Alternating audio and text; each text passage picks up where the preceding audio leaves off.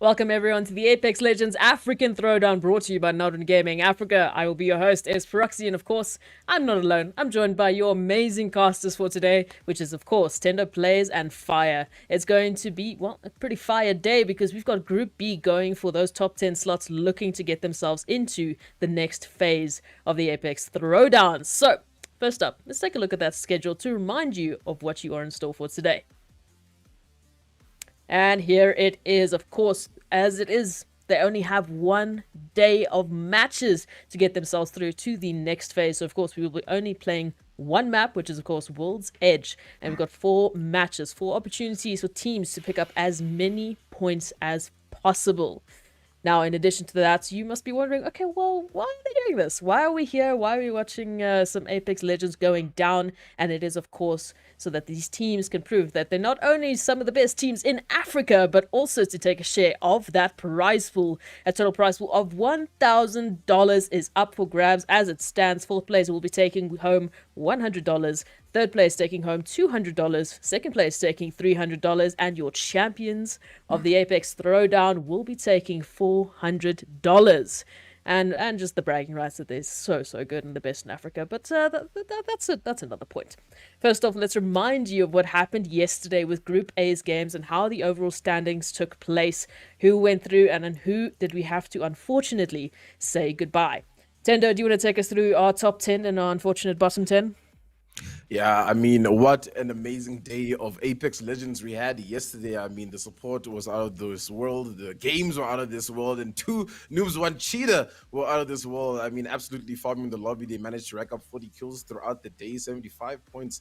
Outright favorite, I think, right now, for a lot of people coming in. Project Rise as well, putting up a big shift. Daddy Cool, the man, the myth, the legend, did a absolute madness. Let's not forget about Alphon and his clutch abilities in that one game where we saw vibing on top of that platform.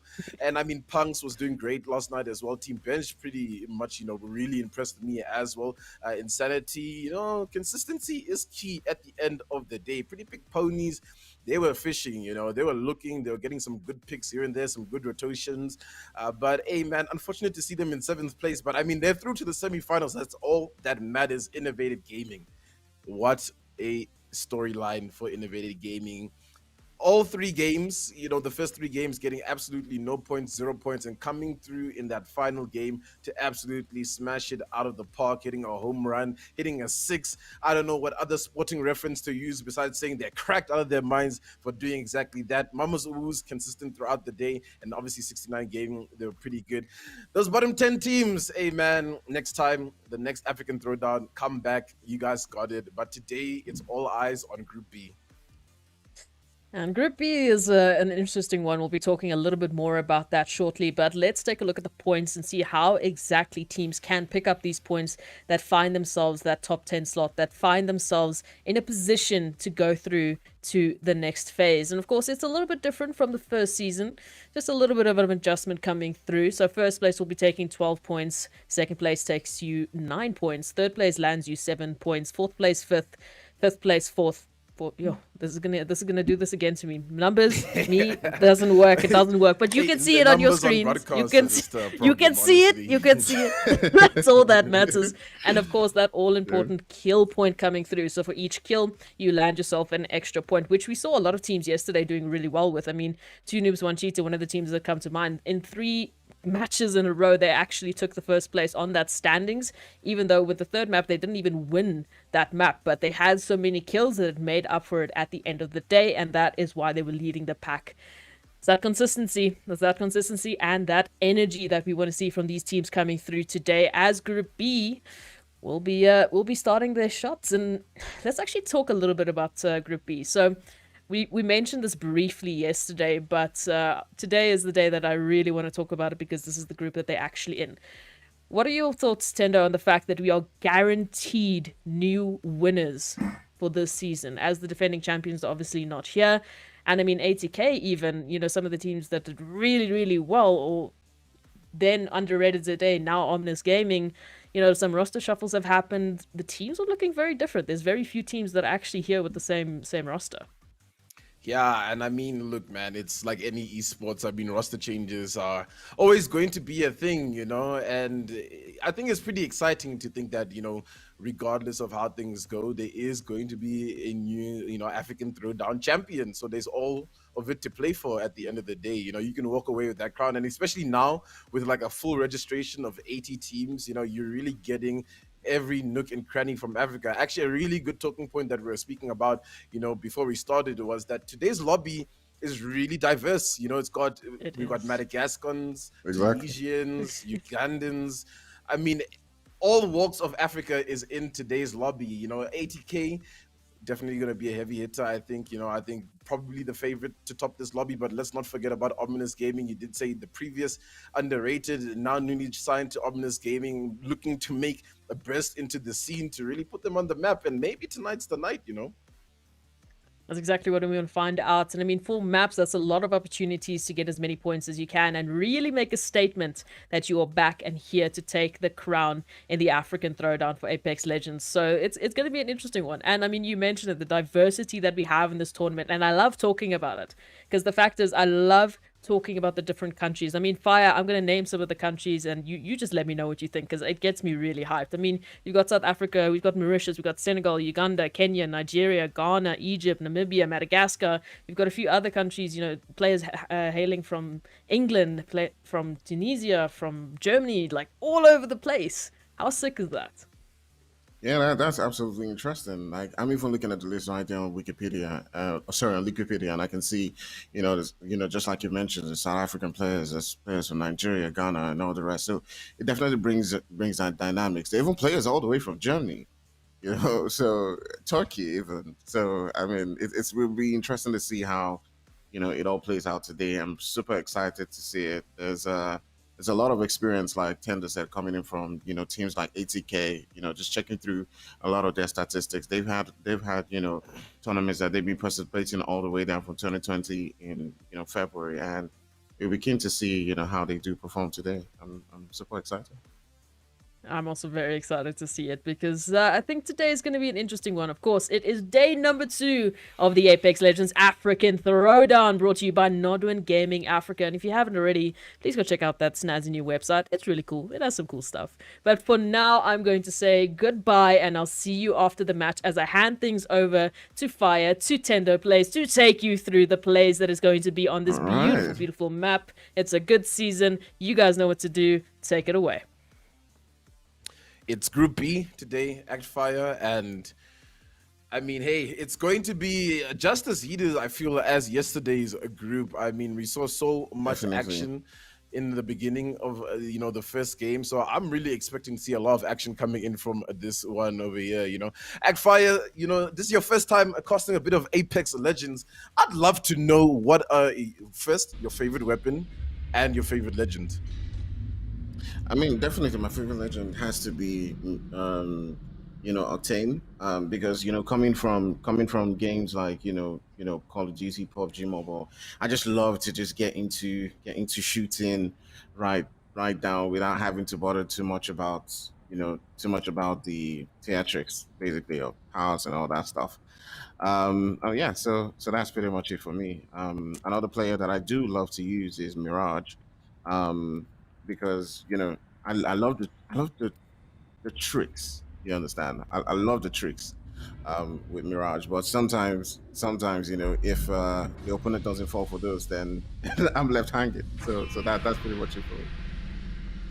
Yeah, definitely. I don't think we'll see too many Mirages, unfortunately, tonight. Yesterday was maybe our only chance to see Mirage with Daddy Cool, but unfortunately, he was playing Watson. And speaking of Watson, I see Alucard over there is picking Watson from the boys. So that's going to be interesting to see if, he's going to pull up the same numbers that Daddy Cool was putting up yesterday. Sia, obviously a big, big, big pick in this lobby already. We're seeing a couple of caustics coming here and there. So I think tonight is going to be quite exciting with that diversity first of all the nations that are competing, and of course all of the legends in this beautiful game. And it's World's Edge as everybody is about to drop on in. And let's not forget, obviously, with crossplay, we've got our console lobby boys in here ready to game as well, you know, making their debut, some of these people inside a competitive environment, and I think that's pretty interesting. Yeah, definitely interesting. We've talked about teams like ATK, right? And, Omnius. Aside from them, what other teams do you think might be able to pull a surprise right here on the map? If we're going to see, some other teams that you know about come in and, and prove to be, let's say, king killers, if you may call them. Yeah, I mean, it's pretty tough to call for now. You know, it's a lobby that I don't really have too much information on, except for the few South African players that are in here. Okay. So it's going to be great to see a lot of this international talent. But Inexorable coming in as a streamer team tonight, you know, Salty Beast, A50 Gaming, and Super Shreds. Got to check those guys out. They're on the grind, guys. They might be a bit of a threat. And it looks like today the zone is pulling towards the north side of the map. Yesterday, I'm not sure if you catch some of the games, but we had a lot of south-facing zones. Exactly. Just like you said, man, I watched that and the action was absolutely on fire. But let's hope we do see the same thing throughout today. All right. And tuning into the tree, we do have Inexorable here. Longbow in the hands of Salty, just trying to pop a couple of shots. A50 takes a lot of damage. A50 goes down to the hands of Nexus. So that's a bit of a misplay coming in from the Bangalore player. And we tune into the Light Alpha squad. We're getting a tap res, fortunately, on the Mirage player to try and bounce back in this. There's a lot of squads here, and it's pretty congested here at the tree. Kind of interesting to see this happen, and there's a big push coming in to Inexorable, and I wonder how good they're going to be able to hold this one off. It looks like they're handling it so far. They're going to knock, but Mr. Titan and Nexus are pulling through. It's Aquaman who are looking to be dangerous to start off the day here, and it's Nexus with the RE45 dealing a lot of damage, and that's going to be Inexorable going out, unfortunately, first in the lobby tonight. Man, Inexorable being dealt quickly right there, and Tyson just coming in right there off the back and taking them out. Really interesting to see our first action go down. But man, we love it to see. Yeah, looking at a quick glimpse of how the zone is looking. There's a lot of squads in the zone for a change. You know, usually in these quarterfinal games, in these group stage games, you'll see a lot of squads having to make hectic rotations into the zone. So I think a lot of squads will be able to just calm down. I think, you know, these squads that are landing towards that south side of the map, the likes of Aquaman are going to have to make a really, really long rotation to get all the way up into the zone. But here in Skyhook, we've got Cartesians who are making their way through. This is... The name is pretty difficult, ladies and gentlemen, to pronounce. I kid you not. We spent about 5 minutes trying to figure it out. But they're one of our teams all the way from Tunisia, if I'm not mistaken. So it's going to be good to see how a team like this is going to perform in this lobby. And Sabro is inside. Master shots connecting for a lot of damage. If I'm not mistaken, I'm pretty sure Sabro, or I think it's maybe Sam Braun, is a professional player in his own right. You know, plays a lot in the Middle East African region, you know, has a lot of competitive background. So I'm pretty sure this team is actually going to be a really, really big threat to look out in tonight's games. Yeah, definitely. Just like you said, they're getting into the action quickly right there. But man, bro, one of the teams that I'm definitely, looking out for because of how much, action we've seen them getting into in several competitions, even them coming third in the last edition is ATX. I'm really keen to see, how they do. Several different teams now looking to get deeper into that zone, as you can see right there. But man, things are. I guess a lot of these teams are looking to prioritize, just getting into the right spot and, coming in that top spot and qualifying to the next stage. Yeah, positioning ultimately does win you a lot of games in Apex Legends. As we did see the team of Slap Patkis making their rotation. Why Candice is actually one of our very few female gamers inside this lobby, like the likes of Mama Succubus from yesterday. So we're going to have to keep a lookout from them and see how well their team does. But looking at how the zone is going, as we tune into ATK on the opposite side in a bit of a gauntlet here at the train station at Skyhook. Big fight coming through. They're actually fighting Innovated Ivory, who are trying to hold things down. They've got Caustic, so they can hold things quite well, but that crack from that Arcstar is going to do a lot of damage onto the players. But for now, AK doesn't look to be really aggressing this too much, and they don't really want to enter in just yet.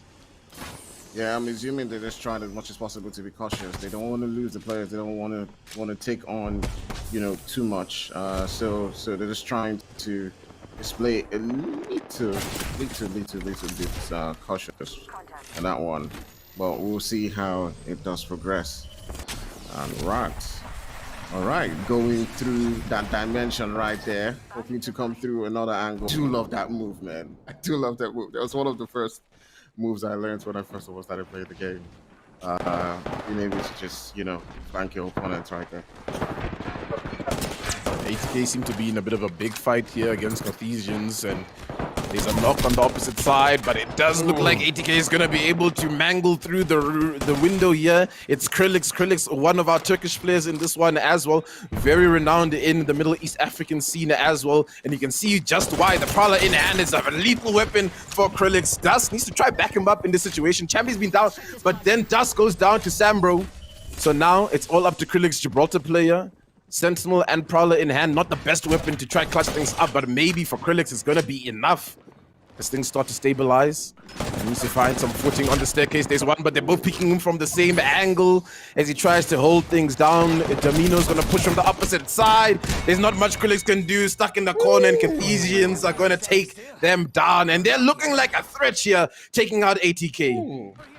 My goodness, I actually think that was going to happen. Like, I was expecting a lot more from ATK, and I did think the Krillix was going to do a lot more, but the Cartesians definitely had another plan, and wow, it take them out.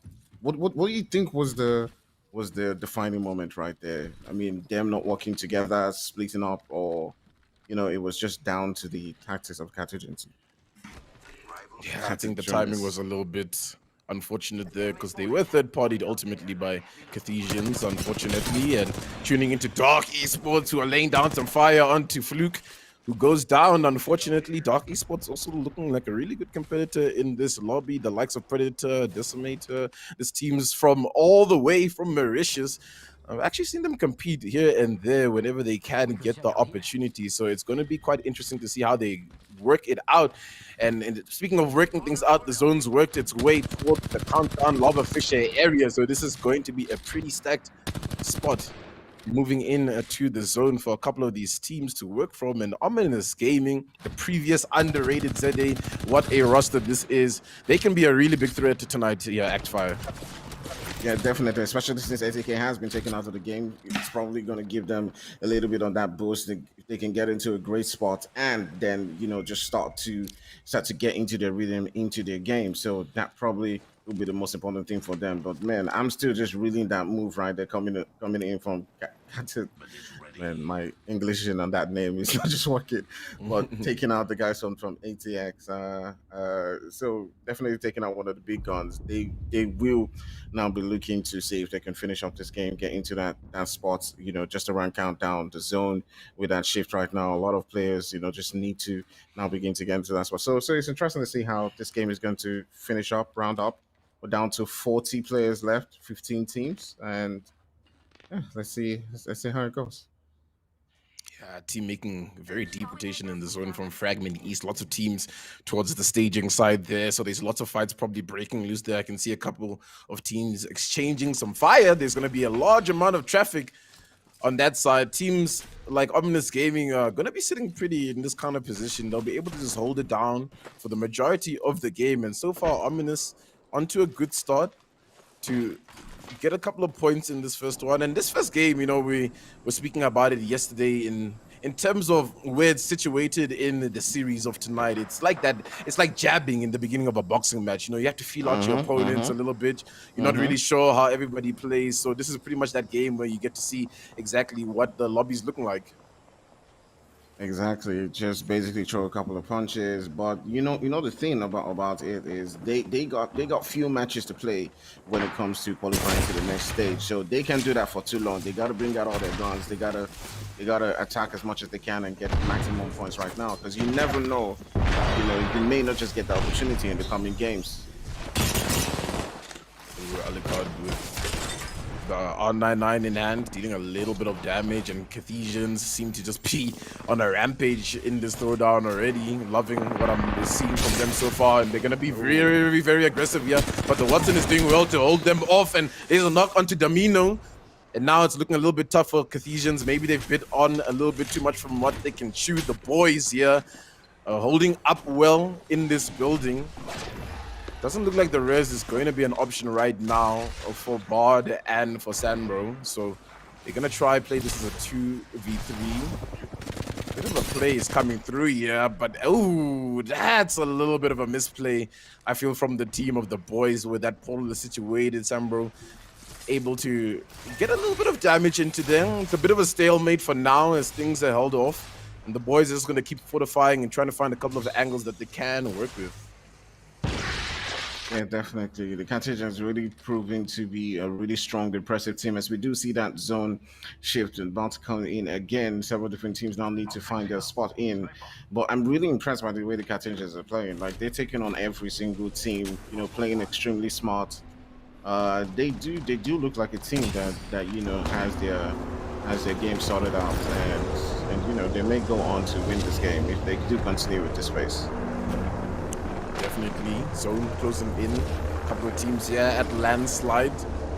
Is that the Deathstroker in the lobby? Oh, it's very interesting to see Deathstroker in here. I actually didn't think he was playing, but here he is. Deathstroker has been in and out of a couple of teams, and he finds himself here with CCP at the top of this landslide, trying to do a little bit of damage from up above. A couple of teams in front of them, so they need to be really careful in this position. But it seems like the team is playing well. They've got that Caustic, Gibraltar, and Wraith combination, so very defensive and aggressive at the same time, the way it seems like they want to be playing this game out.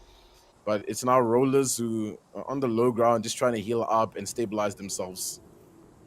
Yeah, for you, what combination of teams do you think do well the most from the teams that you've seen so far in the competition? Is it the teams who are playing more defensive, or the teams who are more aggressive in their approach?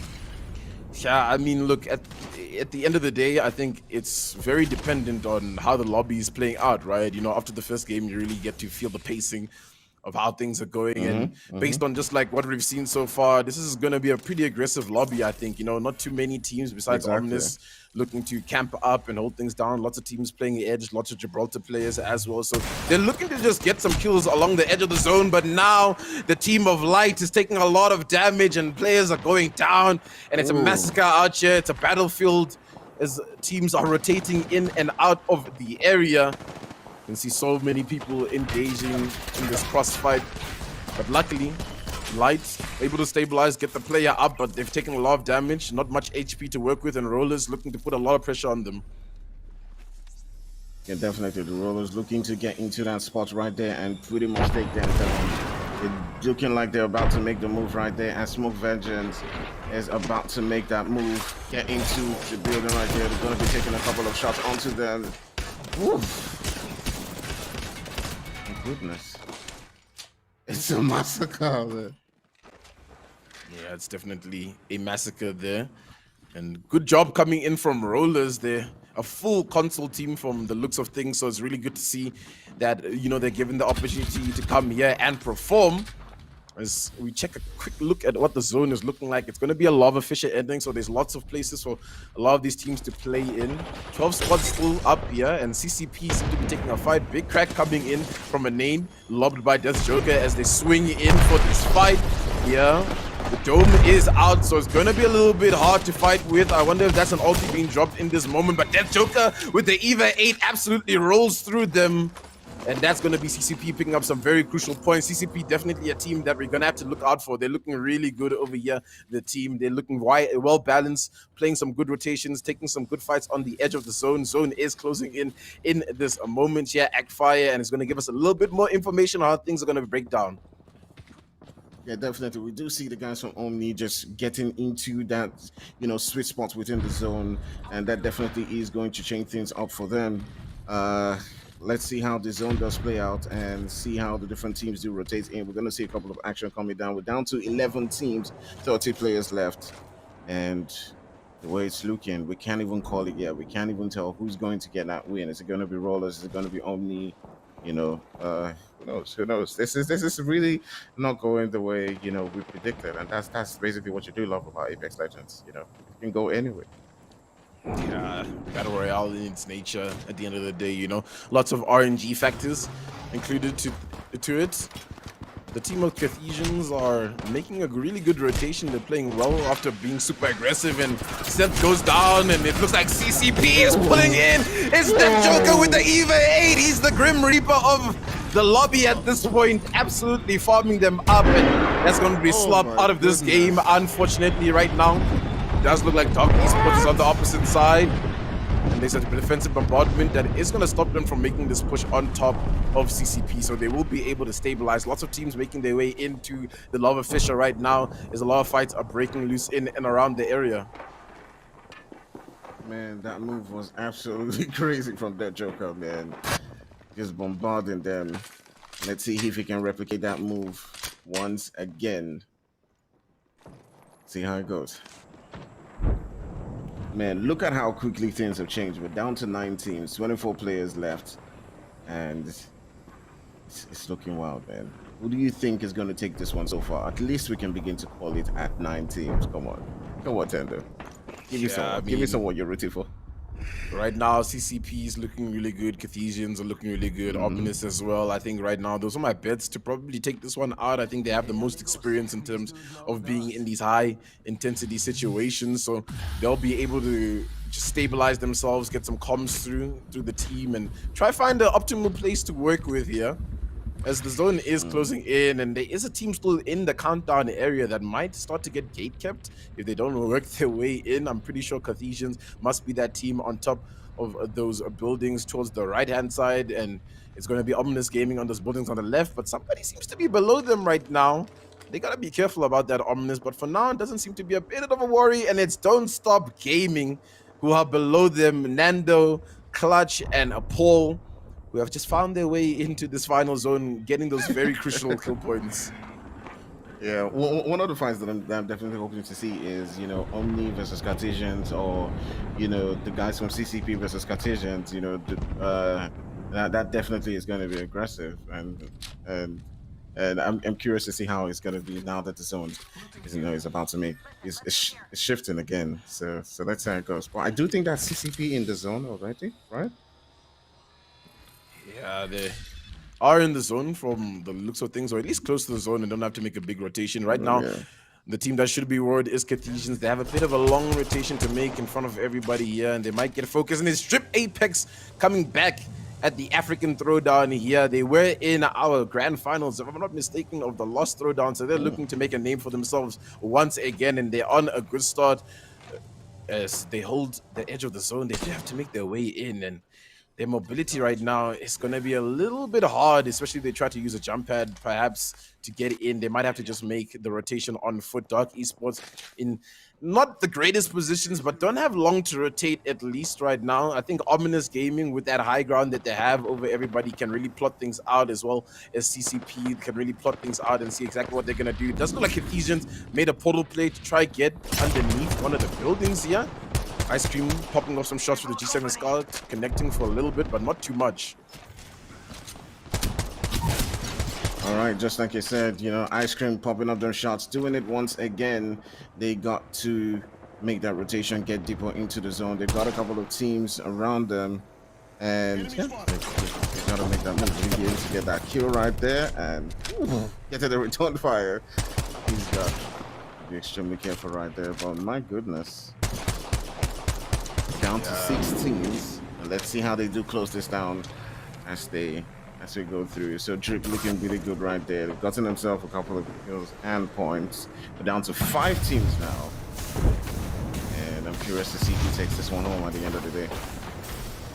Yeah, 5 teams. Cartesians in a really tough spot. Zone is closing in on them as well. I think they're just in this position, but they are getting shot from the team of Don't Stop Gaming, if I'm not mistaken, in this situation. They've be able to hold things for just a little bit. They've also got a bit of a zone advantage, and it's Bard who's looking to make a play. Throws an Oxstar, gets the stick as well, so that's gonna be huge. The crack comes through, and Cartesian's just gonna enter this fight, clean things up. Cartesians looking like an unstoppable force right now in this first game, and they're racking up all the kill points, all the placement points they need right now. Who is going to stop the likes of the Cartesians, the Tunisian team making a big name for themselves in front of everybody here in the African Throwdown? Drip Apex still in this one, holding at the top of the high ground. They have a long way to rotate into this next zone. We've got a rat in play as well, and right now it's looking good for Cartesians to probably clutch this one up. But look at that, CCP is still in the game. CCP still has a chance to maybe work this out.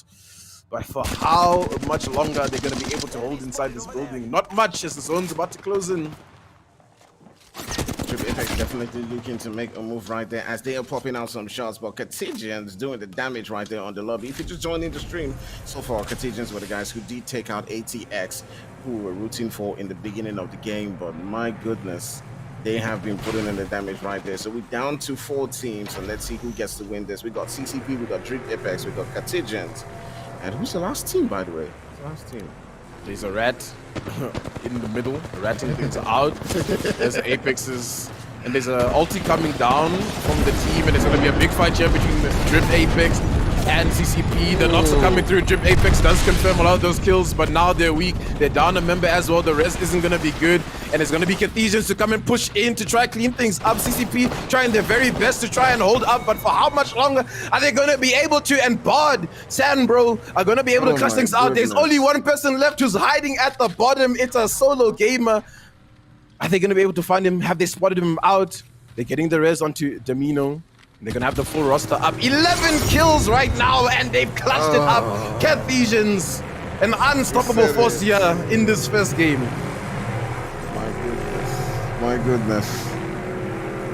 Damn. They've come in right here with the kills. They've done it. They've taken out one of the best in the lobbies and go on. Who else to go on and get that final win? Good. My goodness. So that came through in the end there. I mean, ooh, Fire, what did you think about that game? I mean, if you're gonna take out ATX and you know some of the best teams in the lobby, then you do deserve to win. You do deserve to win. They were absolutely outstanding right from the beginning. When they did take out ATX, I was like, wait, what? You know, and how quickly they did it. So yeah, that was fast. That was interesting, and they well deserved from the Tunisian team. The Tunisian, right? Pretty cool. It's pretty cool. Yeah, as far as I know, it is Tunisian. But hey, I mean, Tendo, I'm glad we learned how to pronounce the names. it came through in clutch. Yeah, it kicked in. It kicked in. Tendo, thoughts? Yeah, it's pretty insane. And you know, I was looking through the teams, and I did see, you know, a Sabron on the roster who plays for Australis. You know, a little bit more information about him, and I was thinking to myself, you know, this team is looking a bit dangerous, right? But based on the lobby, 80k, ominous, you know, I was mostly, you know, looking towards them to maybe clutch this one up. But you know, I think there's a lot of leadership coming into that team. There's a lot of good rotations coming through. Their gunplay, their mechanics are on point, and they're looking like a threat. I mean, this is a grand finals ready team at this point, in my opinion. Is exactly. Ooh, we're calling things already. So, I mean, yesterday, I remember we tried to say that, like, listen, we doubt we're going to see another performance like we did from DNMK, you know, where they won pretty much every single game except, I think, one game, maybe just like one game where they didn't get that W. But ultimately, you know, we saw them with a very dominating season. This time around, obviously, you know, we were looking in Group A, we were looking to Tunis One Cheetah for that similar performance, and they were very close in giving us that exactly. Here, do you think this is the team that we should be looking for that dominating performance? I mean, it's tough to call, I think. Okay? I mean, it's one because game, so you've got like little information to work with here. But I'm making you do predictions on purpose.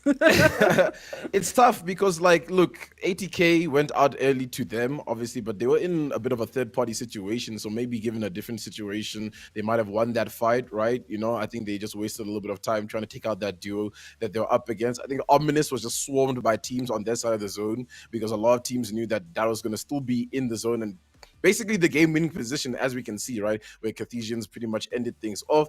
I mean, there's still a lot of potential in this lobby. It's hard to say off the first game, but I mean, Amandem walks away with 11 kills in the first game. It's a little bit scary, don't you think? It's extremely scary. It's very very scary. And I mean, on that point, let's actually take a look at your MVP for that first map of day 2 for Group B, and it is you called it. You called it. It's Subron coming through from the Carthusians, and with 12 kills and 2.8 thousand damage, you can see why he's the MVP for our first map of day 2 for the African Throwdown. Absolutely stellar performance coming through. And I can't wait to see what the rest of those maps are going to hold for us, what the rest of the teams, and what's this team right here. My goodness gracious, Carthaginians. That is insane. But with that being the case, we are going to be going to a short break. We'll be right back after that with the standings and talk a little bit more about that. And just give you guys an update about what happened in the first map of day 2. So stay with us. There's still plenty of action right around the corner. Just stay. We'll be right back.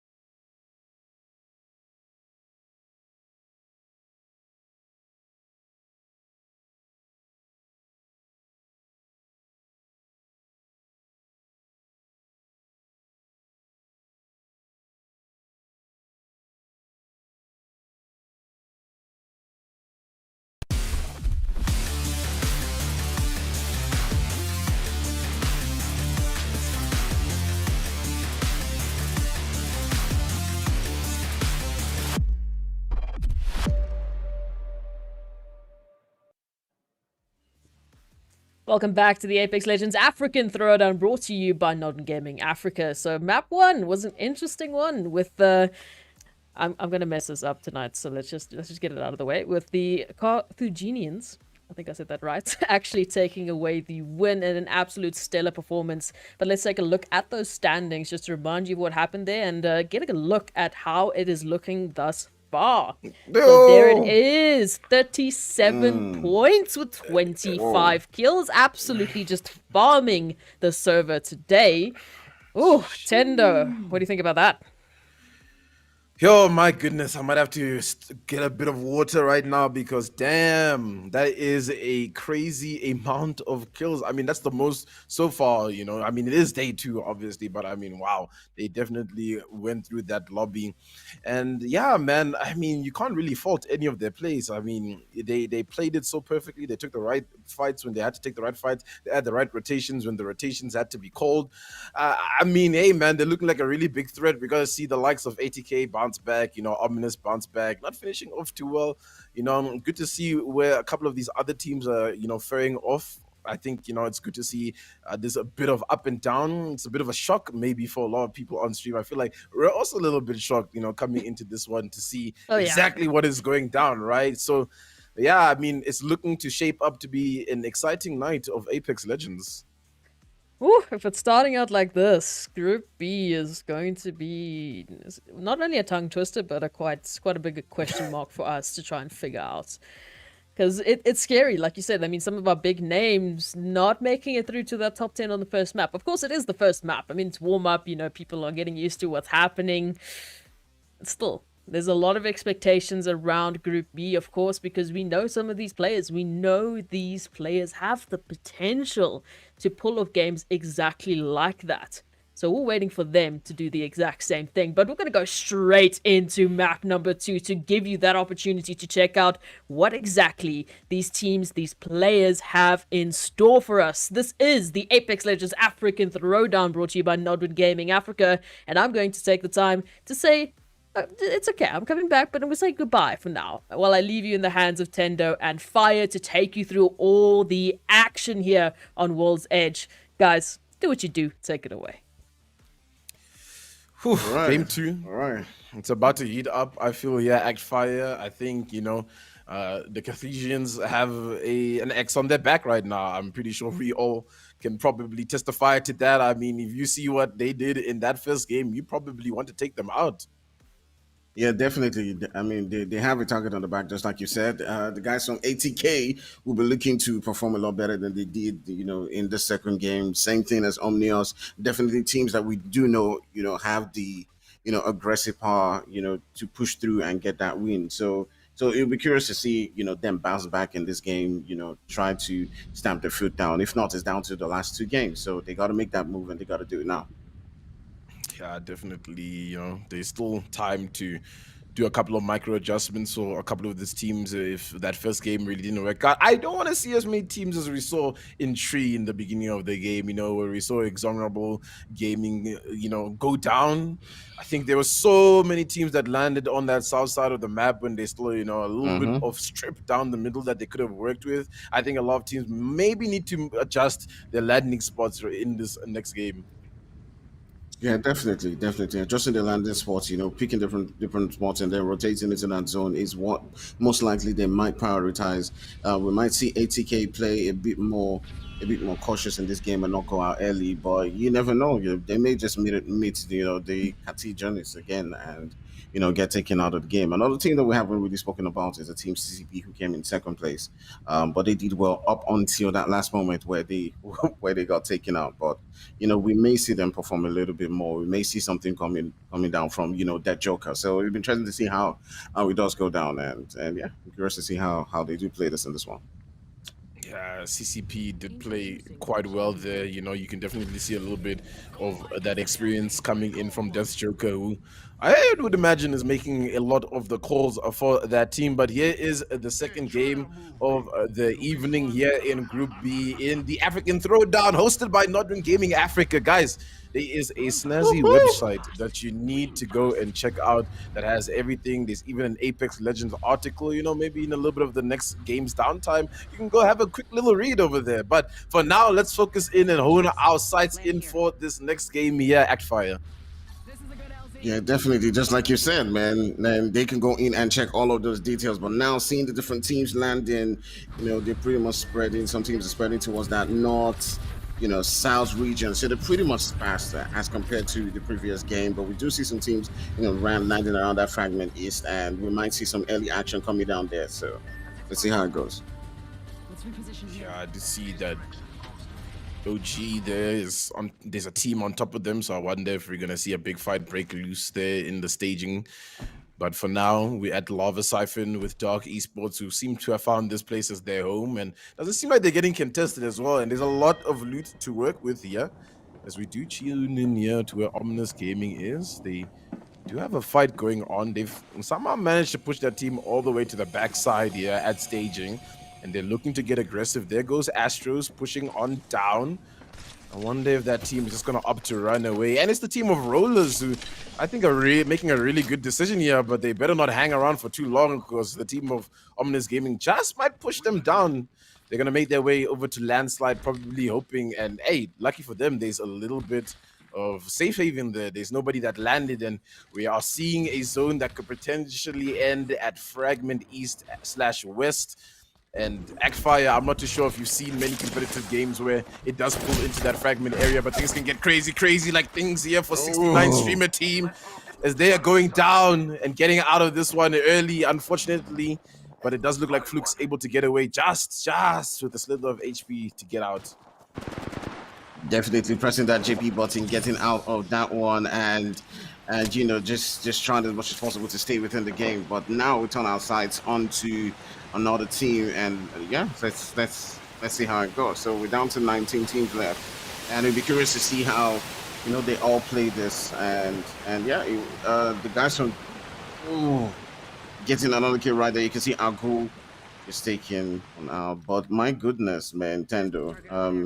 It'll be curious to see how the different teams, now rotate into that circle. As you can see, now that it's moved, you think we're going to have a Fragment East, zone at the end of the day? Yeah, it's looking very likely to be pulling towards that side of the zone. Maybe pulling a little bit towards the north side, towards where Epicenter is, Climatizer. Lots of teams are actually congested in that area. CCP right now in Lava City, engaged in a fight. And it's between Inexorable, so this fight right here is pretty crucial for CCP to win. Death Joker taking a lot of damage, but he's going to be able to pop a battery.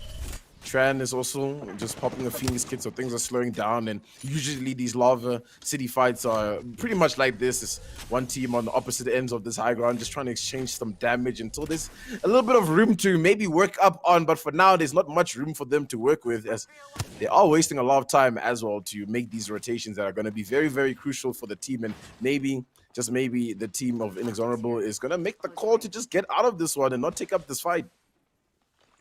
Yeah, definitely. Just like you said, they probably want to prioritize, getting into the zone as quickly as possible, and not take on fights that are unnecessary. They do probably need those points, even more than CCP does.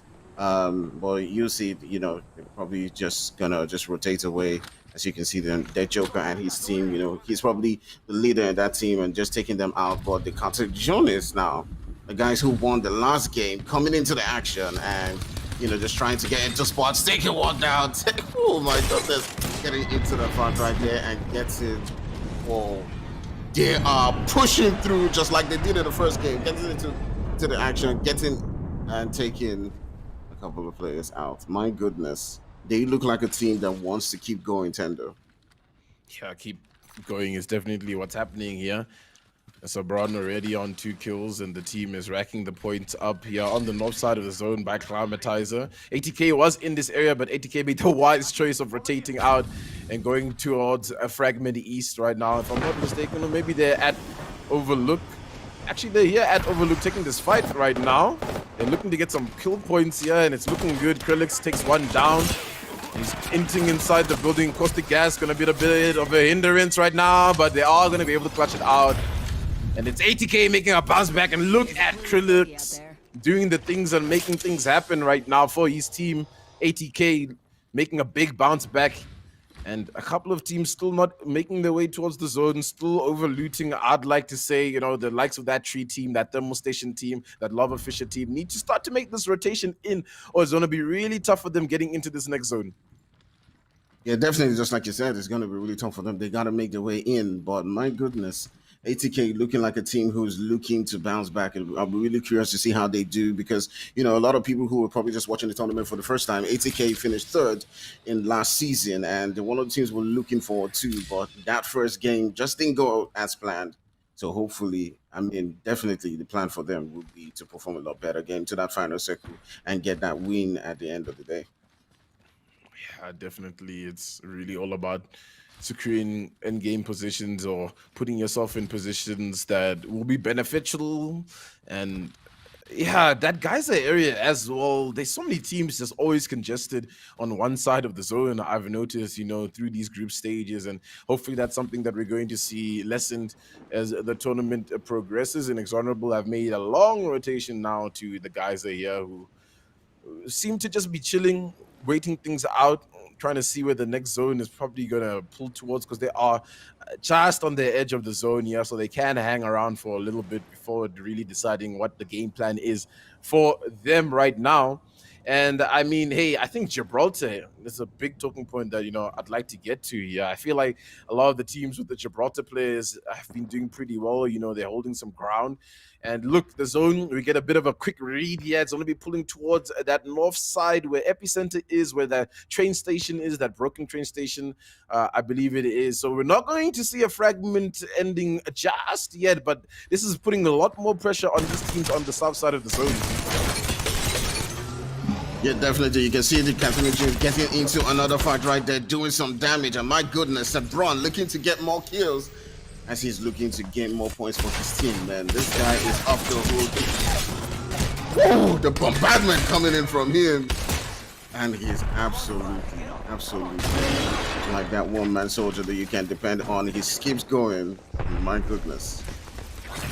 Yeah, but now they've called a third party here to try and ruin their day, but the portal is going to be popped by Domino, so they'll get a little bit of a safe haven. Sabron right now trying to cover with the rampage, but the portal pops just in time to get them into a bit of safe haven, but they're out in the open. There's so many teams focusing them in this current moment. Can they get the res onto Bard? It does look like it's going to pop through. They will be able to stabilize. They're not out of it just yet. Still 14 squads in this one. Things are starting to pop off here at the survey camp as teams are coming in. And that's just unfortunate. Hey, Act Fire, when you do all the work and then a team just swoops in, cleans up all your loot. Exactly, man. But I love the way they're able to stay in a fight, you know, and just get out of a particular position right there with Red and just get into the portal. So yeah, it's really interesting to see how Sebron just takes that charge and takes that lead, and it keeps going. But even, you know, right now coming into the mix and, you know, just popping out a couple of shots. This looks like a team that's well-rounded with the leadership of Sebron and looking to, you know, just keep getting the kills, popping on some shots right there. Oh my goodness. Man, Nintendo, they're a team. They're definitely looking like a team that is not joking. It was not a fluke, that win. They're gonna keep, you know, going on and on and on and being totally aggressive.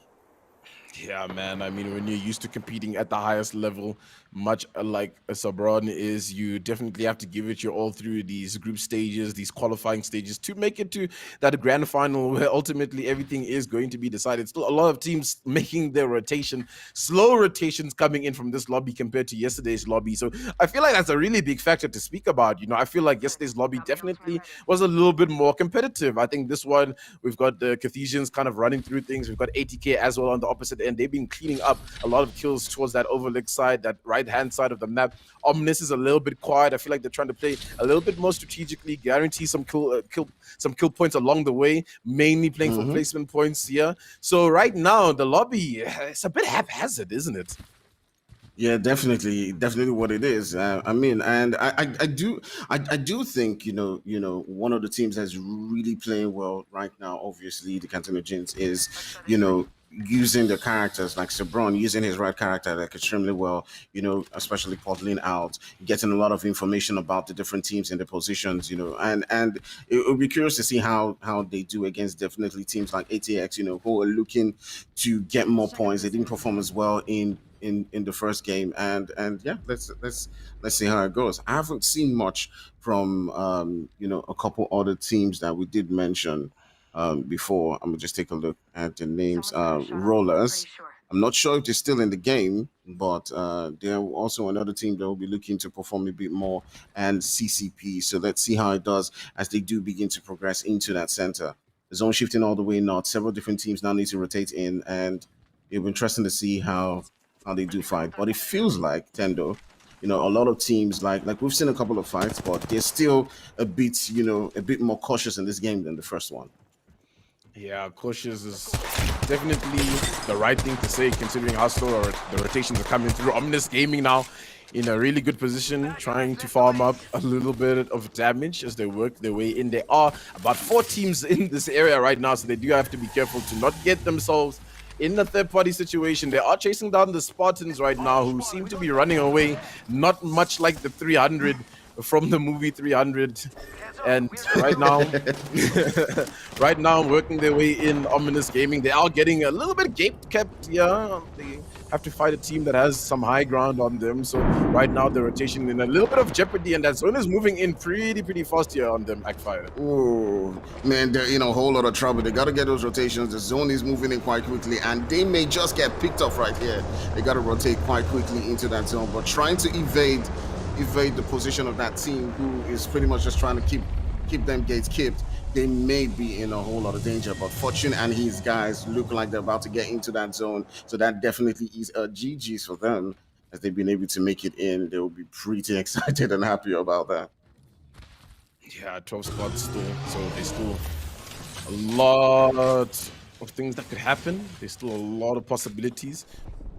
Dark Esports holding up some ground, doing good actually to get themselves central zone. They've got Caustic as well, so they're really playing towards their strength here of just bunkering up and holding position. Charge rifle in hand to charge up their Evo shield. And Decimator, doing exactly what his name says, and decimating a little bit of damage out there. And they're just going to stabilize, hold things off. It's going to be a bit slow for them. Yeah, I feel, Act Fire, they don't have to do much unless teams really want to aggress them. Don't Stop Gaming's on the opposite end here, looking towards them from the high ground. So they need to just be careful, but they're making the play to reposition onto a spot where there's going to be a little bit more for them to work with as we tune into Innovated Ivory, who are still in Fragment and still need to work their way into the zone. Yeah, definitely. Just like you said, they do need to work their way into the zone. They need to get into better spots. And as we now go down to 11 teams, we're seeing action coming in from several different teams looking to get the zone. And Opoti just popping out their shots right there. As he's like, where are you going to, man? You're not going to escape. It makes the jump, gets on the floor, trying to get them kills. And they're on that chase for that kill. Yeah, there's so much action around the map as these teams are trying to make the rotation. And I've noticed zone pools like this really do guarantee for a lot of action because there's so much open ground moving into this next zone. So teams are basically just going to have to go in guns blazing. A bit worried for this team, not really opting to rotate anytime soon, still in the fragment area. And if they get caught out in the open, it is going to be pretty detrimental for them. But a couple of squads sitting center of the zone there, you can see the likes of Dark Esports are bunkered up in that position. And it's CCP that we're tuning into now. And it's Jobo taking some shots with the L-Star. Does a little bit of damage. Ooh, Death Joker once again with the Eva A doing an absolute madness, and they're gonna take down NODWIN Gaming. Unfortunately for them, they're not gonna find many points in this one. And CCP again on a bit of a rampage, just like the previous game. I wonder if they're gonna get stopped by the likes of the Cartesians. But looking right there, do you see it's Idamino who seems to be running as a solo if the rest of the team is nowhere to be seen. So it looks like as things stand right now, they're not gonna be a bit of a problem. But he doesn't have the banners. Big Riz, what are you saying? You think he's gonna do it? I don't know, man. I don't know. But my goodness, CCP coming in right there and taking out Inex. I do feel for them. I do really feel for them because I do feel like they needed a couple more points right there. But we're beginning to see in the map, you know, the guys who are already stamping their feet as the guys who are controlling the lobby and, you know, taking that charge right there. Massive beams coming in here from the team of NeoFlux to deal a little bit of damage on the outskirts. OG is going down. Astros is going down to the hands of CCP right now. So it's a fight between OG and CCP. Isn't that a fight of the ages right now in this lobby? That zone is pulling in such an awkward spot for a lot of these teams. They're in that top hand side of the survey camp, and teams are going to start making the rotations. I'm liking what I'm seeing from, I believe that's Dark Esports. They're looking to get a bit of a look on that top side to hold a lot of that high ground of the zone. And high ground is pretty much going to be key here. And there's the plug and play from Idamino. I believe he's going to bring back the rest of the team. 80K still in this one. 80K making the rotation. They've got high ground to work with. And the respawn is coming through. Yeah, Bod and Sabron are coming back to help out Idamino. And the Cartesians are still in this one. Whew. Definitely, as you can see, Domino popping up them shots right there, trying to add to the kills that they already do have, man. They're looking like it's not a fluke. They're going to get those kills. They're popping up them shots right there. They're ready to take on the lobby and the Cartesians. They're not looking to just stand on the way by. They're looking to get those kills, control the lobby, control the game as the zone, as they're looking to close out this game. We may just see them get another win again. Are we gonna see the same thing as yesterday though? And you know, just you know, them coming in and dominating another game, getting another win back to back. I wonder, but right now there's a bit of a storyline happening. Yeah, HK doesn't seem to be aware of the fact that the Cartesians are making their way up this hill, but actually I think Krillix does spot out that they could be potentially making this push. They don't have loot to really work with, so this should be an easy fight for ATK to take care of, but Krillix takes a lot of damage. They are kind of in a sandwich right now, ATK, even though they're in a really powerful position. They need to really make a big call, and I think a Kraber shot comes through and gets a knock, so that's going to be Dust engaging into this fight right now. The player tries to grapple away for dear life, but for how long as the ATK is pushing up on them. Prowler shots from Krillix connecting for a little bit of damage, but not too much. Krillix right now, kill leader with 8 kills. Oh my goodness. I swear, you know, these players that come from, you know, that Middle Eastern region to some degree, Turkey, Tunisia, they're really cracked FPS gamers, I've noticed. You know, I even saw in the likes of, like, you know, the game of Valorant, many people know that, you know, the Turkish region, that region really has a lot of FPS gods, I'd like to say, but things right now, it's looking tough for a lot of these teams. There's so much happening. There's some gas here and there. It's Ivory trying to get a res up here. The whole team is basically down, and it's just fire from everywhere. What can you even do in these situations? And Cartesians again in a dismal spot. Yeah, definitely. Different teams just taking a lot of fire. Even Cartesians themselves, you know, need to just, you know, get up a little bit, move up in that zone, get the heels up, and several different teams like Ivory right here, and even Omni, you can see Omni with Fortune and Co getting into the action right themselves, right next to Dark Esports. I'm curious to see how Fortune does play this, and yeah, he finally gets to take out the several different teams around them. It's really looking choked up right here.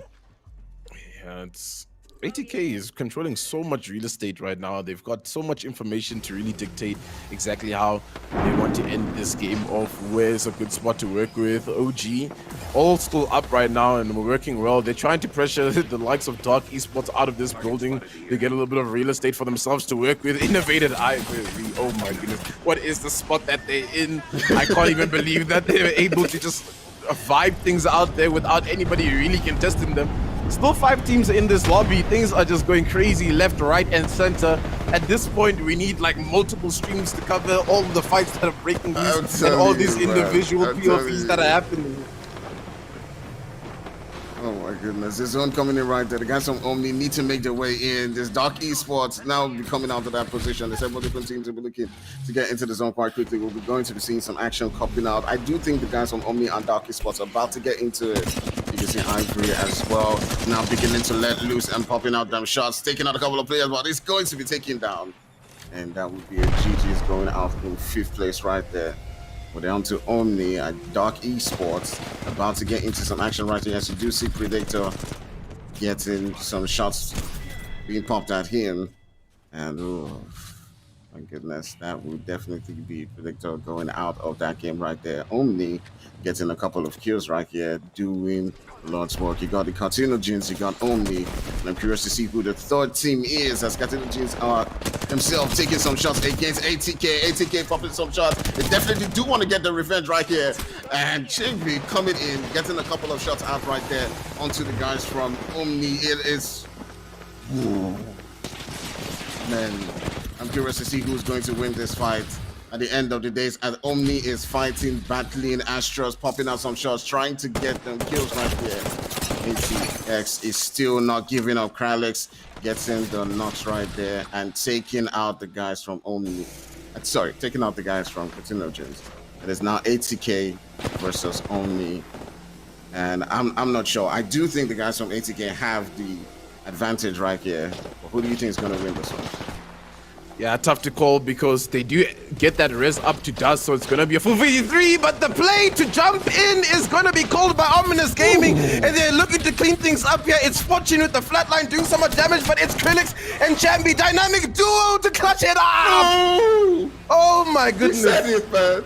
We said it. We did talk about it at the beginning of the game. ATK getting that win at the end of the day. We know them as a team champions that can definitely get that win. GG's. Man, oh man. That was hectic to watch. I mean, there was so much fighting in that area, in that survey camp area, and that's exactly what happens in that kind of zone right there, you know, as where there's just so many people, there's no cover to work with, and you just have to basically cover every single angle in and around you. But ATK, prime positioning. I like how Omni played really it. held on. Yeah, say it. Yeah, definitely. Yeah, definitely. I mean, I like how Omni played it, especially at the end right there. You know, they probably pretty much just left ATK to, you know, just finish the fight and then come in and try to get them the chance. They might have pulled it off and gotten the win at the end of the day, but, you know, they got a couple of kills and that second spot. So definitely GG's for them at the end of the day. Yeah, I mean, they went for the risky business, but it didn't quite work out. ATK were holding on to every angle and holding for that push and made it happen, clutched it out, and they found themselves that win for a very good reason. Well deserved to them. We'll take a look, obviously, at the standings when we come back, but that MVP is going to be a bit of a question mark for them. I mean, just to mention, you know, a little bit, the story of... you know, Carthaginians, I mean, the fact that the res came off, they came back into the game, they even got a couple of pot shots in, and we tuned back a few seconds later, and they're two men down, I think, or one knocked, one down, one out, one still running for their dear life, and it was crazy, but they still had a lot of kills on them. I think I was still looking at Sabron, he had like 6 or 7 kills, the likes of, I think, another had 5 or so. It was ridiculous. It was ridiculous how active they were, but... yeah, that didn't quite work out for them. Unfortunately, the winners of our first map didn't find their second win in a row, but we do have a second winner, and of course, we have a different MVP coming through there for ATK. It's Kralex coming through with 11 kills, and one measly little points away from that 3,000 damage. Absolutely correct for match 2. Coming through and getting as much as they possibly could there for ATK to get that W. And I mean... the W, with the amount of kills, I mean, just with Kralex kills alone, they are doing really, really well. So, yeah, that's beautiful to see. Tendo, what do you think about that? Yeah, man, I mean... that was the ATK show, you know, we didn't really see too much from them, but they're pretty much controlling that north side of the map and that full control of exactly what is happening. They had a prime position of high ground to really scout out exactly all the rotations that are coming through. And I think the problem that really happened in that lobby is so many people thought the zone was going to pull to survey camp, and then it ended up not pulling there, right? And that's what happens sometimes in these pro games, right? So lots of teams will flood in the area thinking that this is the end game, and then they just all of a sudden all running away from the zone, all trying to fight each other at the same time, and ATK is just there once again in that prime position to basically shoot fish in a barrel. And, you know, it's a little bit unfortunate, I feel, for Ominous Gaming, because they were playing really well, you know, considering where they were, the rotation they had to make, you know, coming all the way from south side of the zone. But, hey, can't take anything away from ATK for clutching that one up. No, it was just a beautiful performance of them to hold on to that. I mean, there was a lot of damage dealt there with that flat line. I was scared.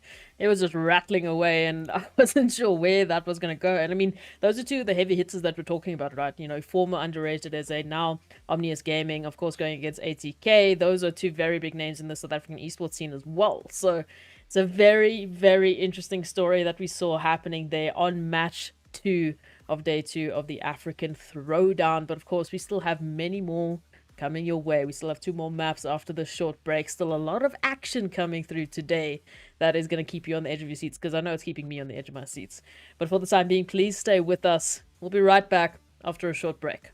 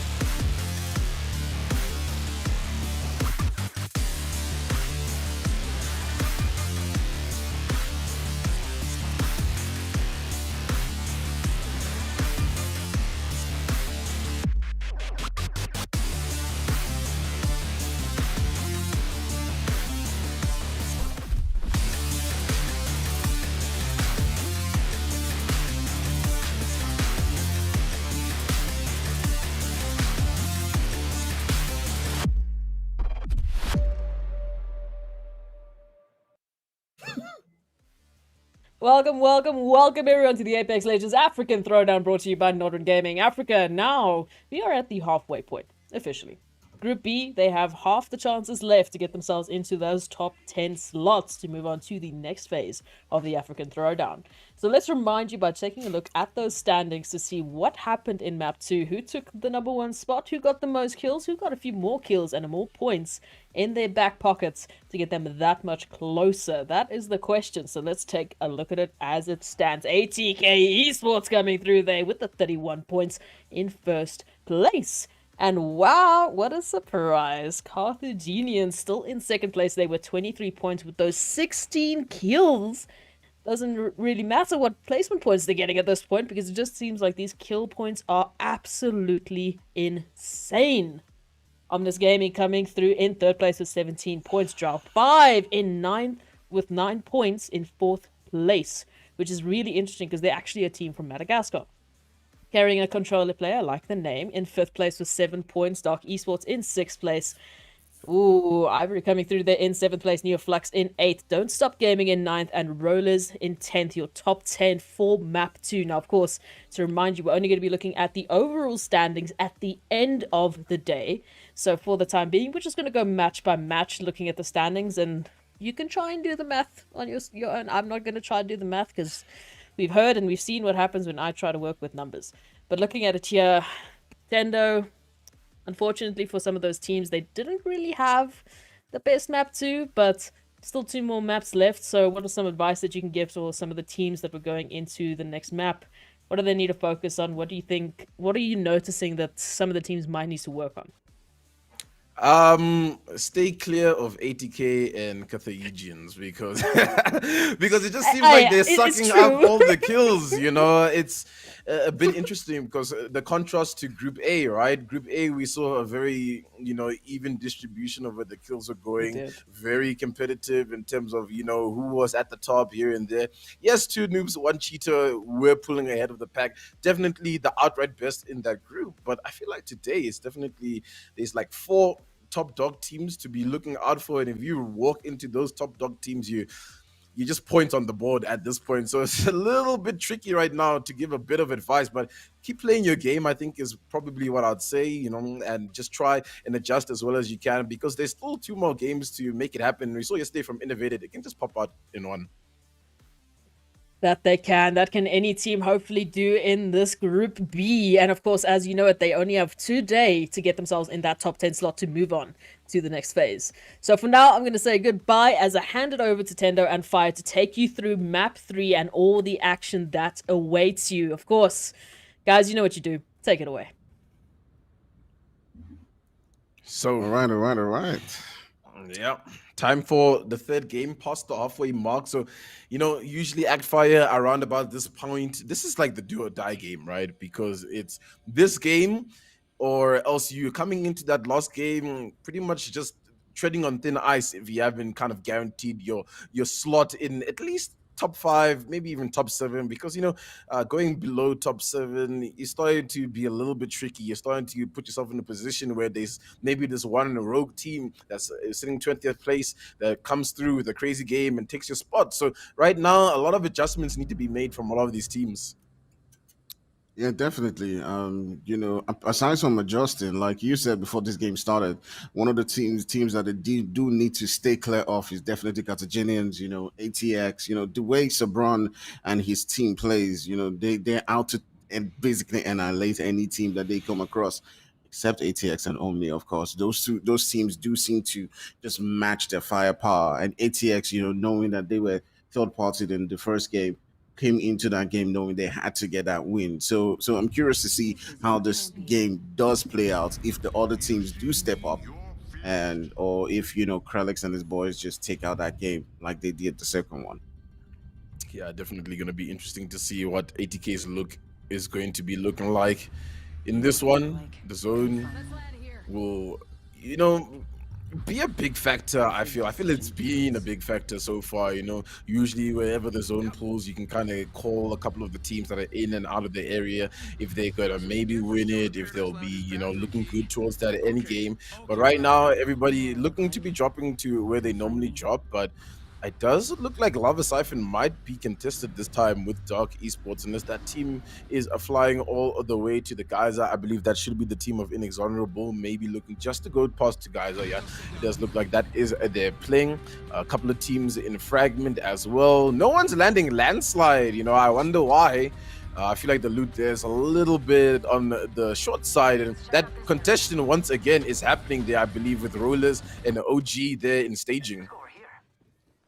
Yeah, yeah, definitely. One of the things that we didn't really talk about, in the last game was how well, Sabron uses the void and with Wraith right there, and how they're able to just get out of those fights and just make those quick heals. There were times when they could have actually gotten on the back foot, but he was able to drag his team off and basically just get that res on. So it's a really cool play. I feel like it's a determining factor. But let's get into the shots being popped off right here by Omnis Gaming. Yeah, this time it looks like they're going to be taking this fight in the second game. Rollers did make a quick rotation to that landslide area, but right now it does look like OG is looking to be aggressive here. Fortune throwing a couple of arc stars and nades to try get a little bit of damage. They turn around the corner and they're working well as a team, but it actually looks like Astros goes down, so now things are looking really tough here for the likes of Aminus. Shambi's in a tough spot to try to clutch this one up, and they're out! Rollers, the controller team, the console gods at this point in the lobby, take out OG.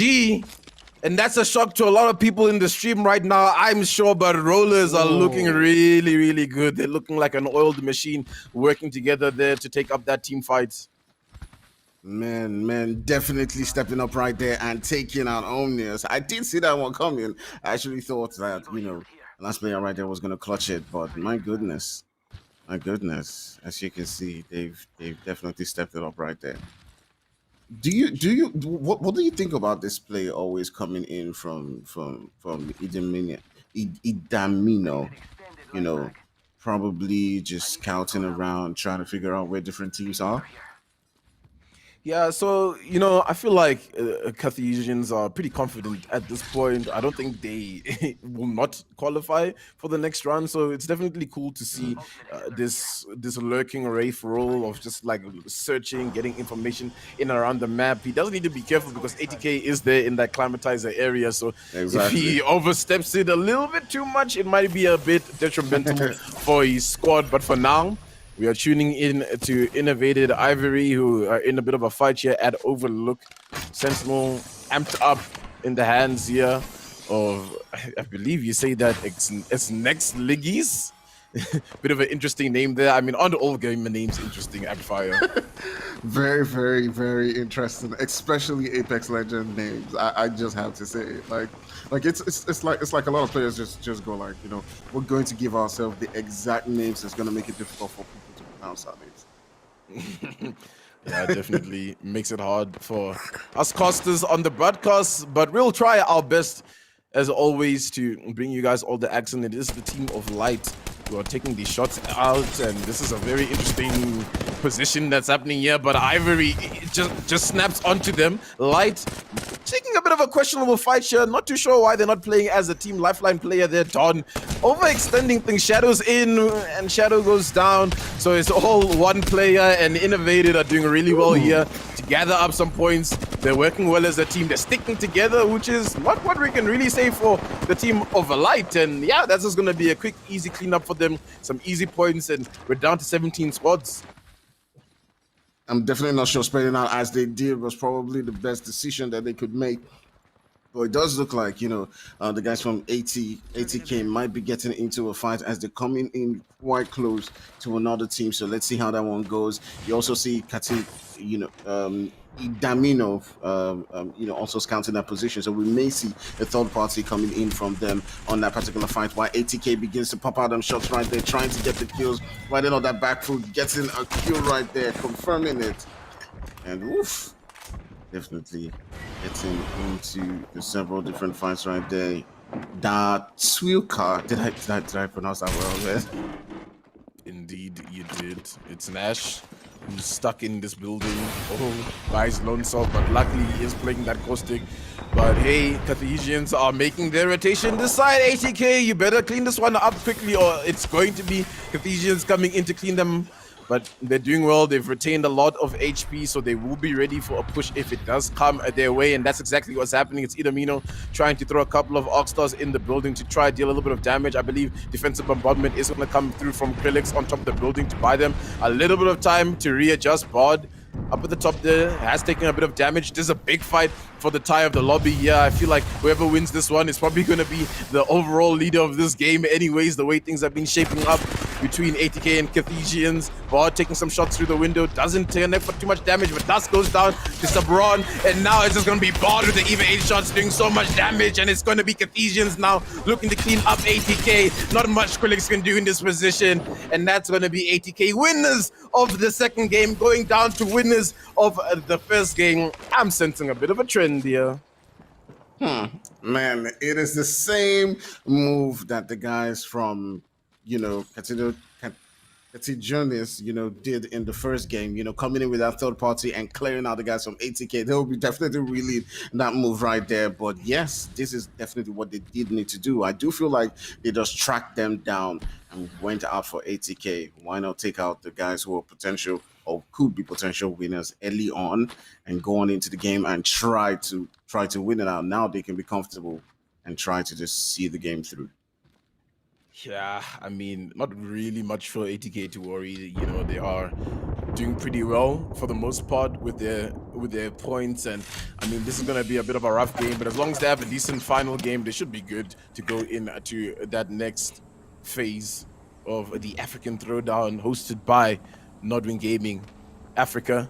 And it's Lava City once again, where we're gonna tune into a fight. Couple of teams on the outskirts there. I saw CCP. Maybe they'll make their way towards the side. And Slop versus Inexorable. Inexorable looking to make an aggressive play to try cover a little bit of ground and try get ahead of this rotation in front of Slop at the top of the building there. And for now, things are going to be steady. Zone is closing in. We do have 13 squads still up in this lobby, as the team will just hold for as long as they can. Yeah, definitely. You can see that zone shift right now. Several different teams now need to make it all the way into that zone. It's a bit of a distance for Carthaginians. Oh man, I'm still having a tough time.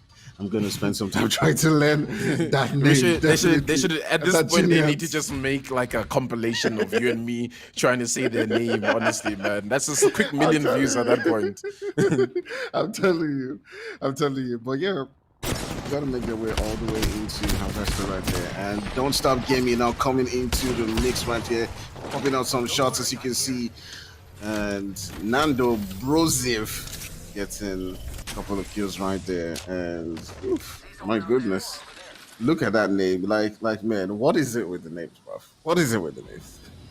Oh, man, you do have to create an identity for yourself at the end of the day. And that's definitely what is happening. Yeah. Looking towards that south side of the map, there's a couple of teams making a very strenuous rotation. Lots of teams stacked on top of each other. I mean, Inexorable, we've got Slab, CCP. They're going to pretty much collide in this situation. Couple of teams up at the north, but the lobbies died down quite quickly in this third game for the most part. The zone is pulling towards Harvester. Harvester, tricky to work with. There's so many places that teams can pretty much just hide and get a bit of real estate to work with, that it's going to be really tough to see who is going to be the outright winner of this one for now. I imagine the team that gets the most favorable spot in the zone is probably going to be my best bet for the most part to win and clutch things up. We have a rat as well. I think I saw Naz there just ratting things out, so that's a bit unfortunate for his team. And we're tuning to Aquaman, who performed well in the first game. Didn't see too much of them in the second game, but here in the third game, still up. Yeah, definitely. I mean, they're still up in this game. They got to make that move right now. Popping up shots onto Don't Stop Gaming, and we're curious to see who actually does, pull up a shot or two and get maybe another player down. But yeah, definitely does look like the Aquaman will just be backing off that one.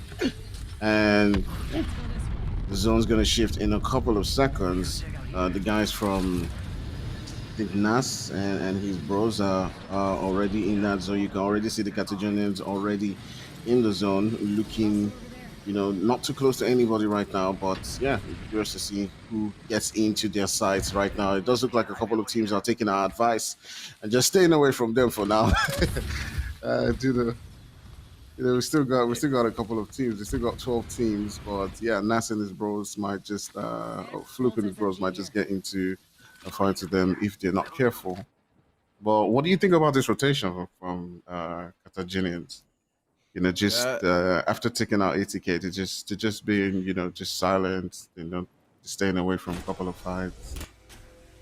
At the end of the day, couple kill points, work your way into the zone, get a good spot.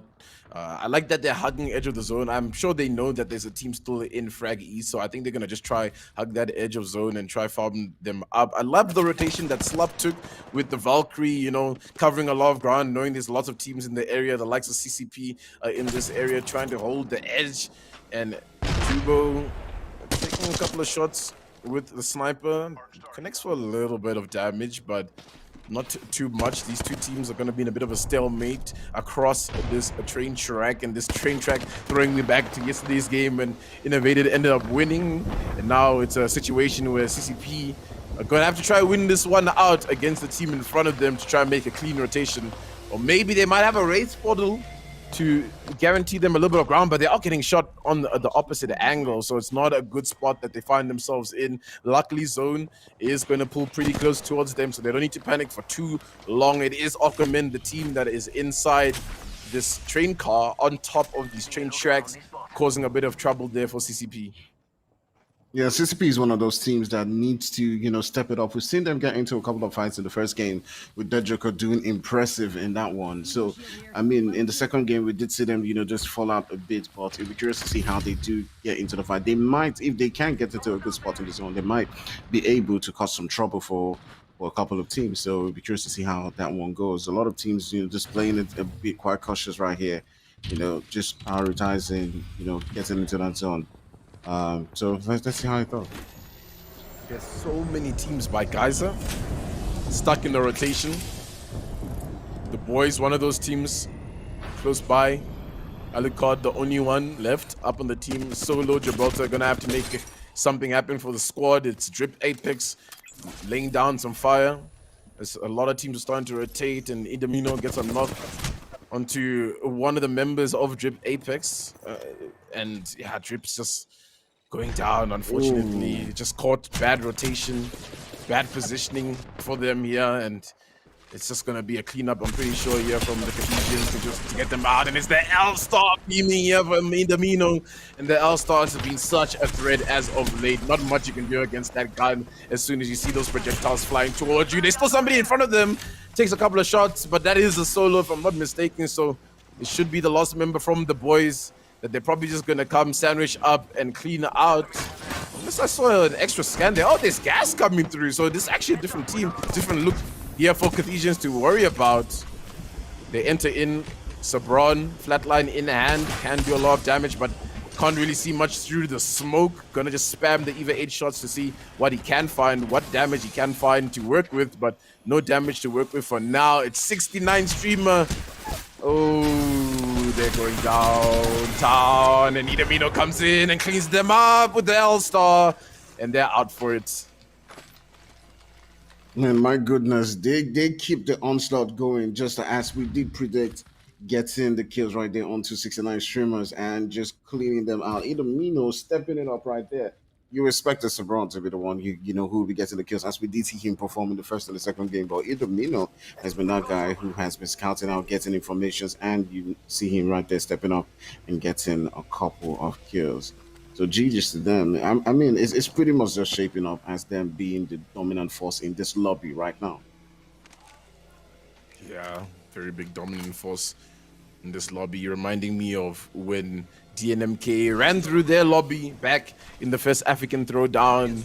Very similar look to the playstyle. I mean, it's a pretty Middle Eastern African playstyle. Actually, if you watch a lot of the ALGS tournaments, they are very kill heavy, they're very aggressive, and that's exactly the energy that the Cartesians are bringing in to this game. Zone is going to pull pretty far away from them, so they're going to have to farm their way into this, but that's no worry for them as their gun skill is right on par with everybody in this lobby. And Days Barge taking some shots with the EVA 8. R301 laying some fire here. Not much for Candice to really do up in this position. It's Slop in a tough spot as Idamino climbs up, takes down Candice, and that's going to be Slop out of this one. And it's just a literal massacre right now of the Cartesians. I mean, they're running through everybody in front of them at this point.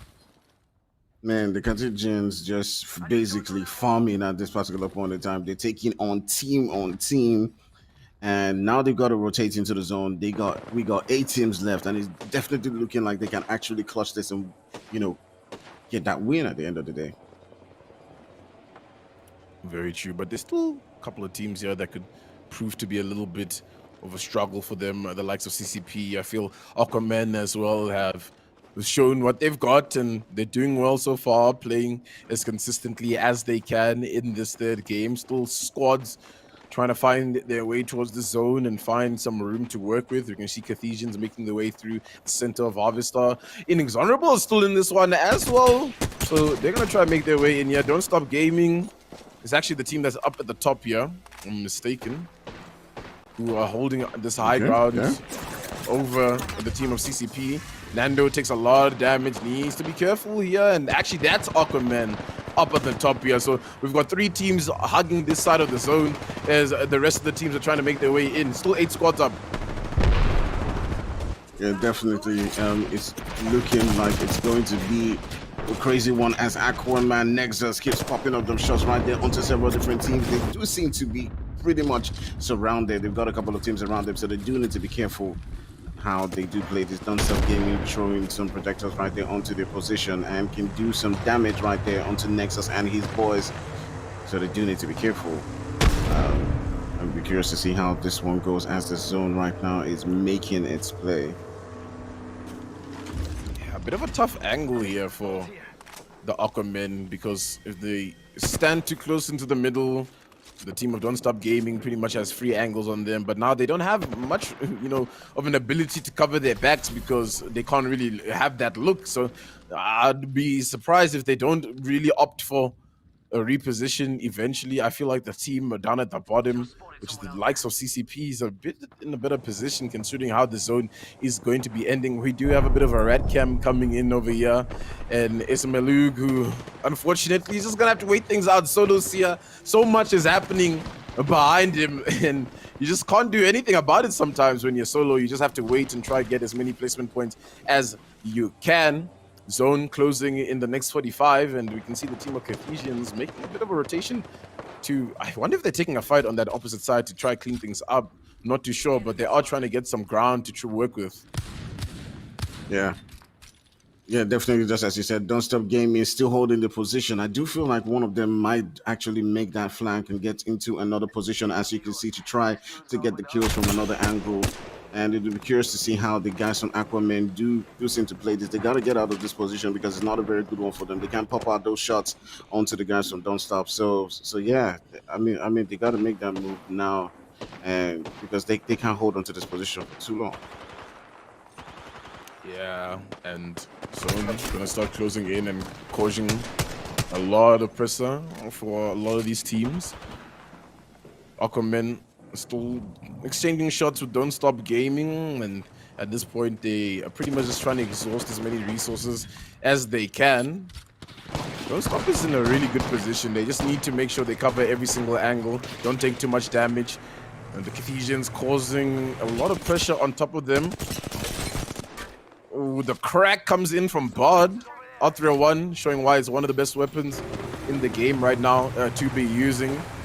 The team of CCP also needs to make this rotation in, but I think they're just in here in their building. I think they can work for a little bit, but this next zone is going to be pretty crazy. Still 6 squads up.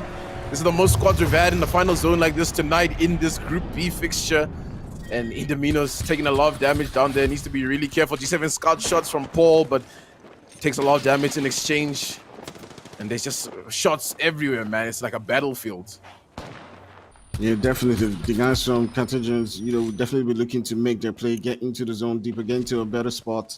And it'll be curious to see how they do play it. You got the guys from Don't Stop who have that sort of like heel advantage up against the guys from Aquaman. They're still popping up them shots, but I think a jump onto the location where Aquaman are. And we do know the Carthagins can actually, get into that spot and make that kind of play. CCP is also at the bottom right there, just chilling for now, and might begin to make their move at any particular point in time. So I'm curious to see how this one ends. It does, look like, just a minute of stalemate right now. It's just, sending out, shots onto each other. But the zone's definitely going to make that play, and they got to make that move pretty soon. So let's see how it goes. Yeah, Carthaginians in a pretty tough position to kind of rotate in once that zone closes off this building. So they'll have to work as well as they can to find some cover, and they don't have a Gibraltar, so it's going to be hard for them. But for now, they're making it work. Right now, the team that I'm looking at that's got a really great spot to clutch this one up is CCP. They've got that door to work with. And, Carthaginians, they're taking so much damage on this rotation. Bard's almost looking to go down. The team of Aquaman is still on the high ground, trying to pop some shots right now. And everybody's going to have to start moving. Gibraltar ulti's also being popped from the top here. Don't Stop Gaming looking good here in this position for now. They deal a lot of damage as they try to work their way down. They find a bit of a spot to work with. No one's really focused on their position. The likes of CCP have gone down as well. Carthaginians behind this. And Don't Stop Gaming are making the play to go in, and they're taking this fight. And are they going to win it against the big bad wolf themselves, the Carthaginians, as they try to evade and to run away as much as they can? But look at a heavy Guacamole just camping things out as the solo to try and sustain for as long as he can. Don't Stop Gaming looking good to clutch things out. And it's just Guacamole. Yeah, Don't Stop Gaming is going to clutch this one up and be the winner. But Guacamole's doing a lot. He's doing so much. Can he win this one up? But no, there's no HP to really work with. And that's going to be Don't Stop Gaming to clutch it up. Whew. My goodness, just as you did say, the guys from Don't Stop Gaming coming in right there with that final clutch and that final win. At some point, I did think the guys from the Carthaginians were going to take that one, but Don't Stop Gaming held their position, and they just were able to spot everyone and just finally just go on that offense and take the game home. So GG's to them. I'm so sorry for this pun, but Don't Stop Gaming, don't stop winning. Absolutely brilliant game 3 coming through. I'm sorry, I had to say it. But yo, that was an insane series coming through. Carthaginians as well, again, picking up a ridiculous amount of kills. So regardless of the fact that they didn't get first place, I think we'll be seeing them in that top 3 regardless of where they came through, just because of kill points. So that's terrifying, actually. That is so scary. You can see the confidence coming through from teams like this, and that's so beautiful to see. I mean, Heavy Guacamole, they're really trying absolute best there to try and stay alive. Even took one down, nearly took the second down, but it's a 1v3. The odds are stacked against you. Beautiful game. Fire, what did you think? I felt like they could have actually taken that game. The only thing that was against them was just their positioning. They had a couple of teams, just popping out shots to them. Aquaman was sending shots down to them. CCP was also, taking a couple of their health, and Don't Stop Gaming just capitalized on them. Dropped on them and just took them out of the game. But they still battled hard. They still tried in that fight. But at the end of the day, it was just too much for them. It's a lot of damage, and as Tendo mentioned, positioning wise. It was a different story. It was a different story this time around. We've seen teams, how they've capitalized off of that stellar positioning. I mean, Vibin yesterday just had one of the best pillar points that they ever could, to just sit and beam, absolute beam the rest of them. So positioning, absolutely crucial, as we all know it. Tendo. When I asked you for advice about what team should do for the third map, and you said they should stay away from ATK and Carthaginians. Yes. How do they run away fast enough from the Carthaginians? That's my question. Man, I don't feel like there's really an answer, to be honest with you. I mean, they're playing at their mechanical best right now, taking up any and every fight. It doesn't matter who you are. Clearly, ATK is, an indication of that. I mean, they came in for that. ATK did hold up pretty well as well to take up that fight, but pretty much if you're in their path, they're going to try and run over you. Yes, they will get overwhelmed. We did see that in that final zone where the play from Don't Stop Gaming was great. They had all the positioning, and when you have to make that play, call that play, it works out pretty well. There was nobody really focused on them, and it pretty much ends up winning their game. So, yeah, it's final game, and I think it's gonna have to be a slow one from the rest of these teams. I think if you play into the fast pace, you're gonna play into the Cartesians, right? Because they're playing very fast paced, right? So the counter is to obviously play slower, so that they are playing too fast in the lobby, where they're putting themselves at a disadvantage because everybody else can kind of team up against them in a sense, right? Because clearly that's the only way to get rid of them, right? Third party is the only way. I mean, Apex Legends, am I right? So yeah.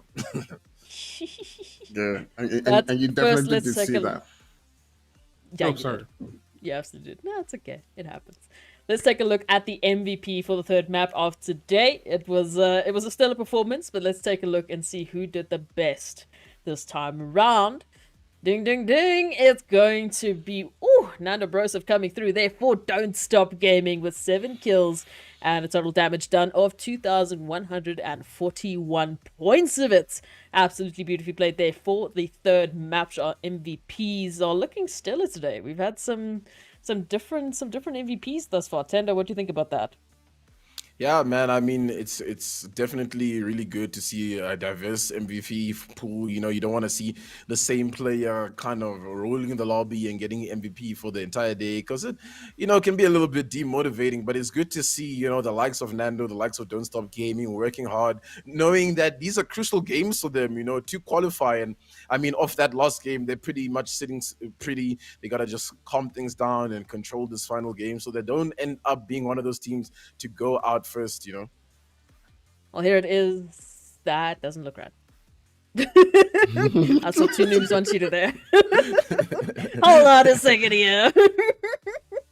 I know this day has been going a little bit too quickly, but let's just wait for that to fix up. But yeah, I do think that I am hoping that the last game is going to be a little bit slow. You mentioned if you do try and go for that fast-paced action against the Carthaginians, it doesn't really work out. And there's the match standings for match 3. My Once again, goodness. Carthaginians on top of it all, My even though they did goodness. not get the win, because they go and they get 21 kills to just My farm up goodness. those points. Don't Stop Gaming coming through in goodness. second place with 25 points.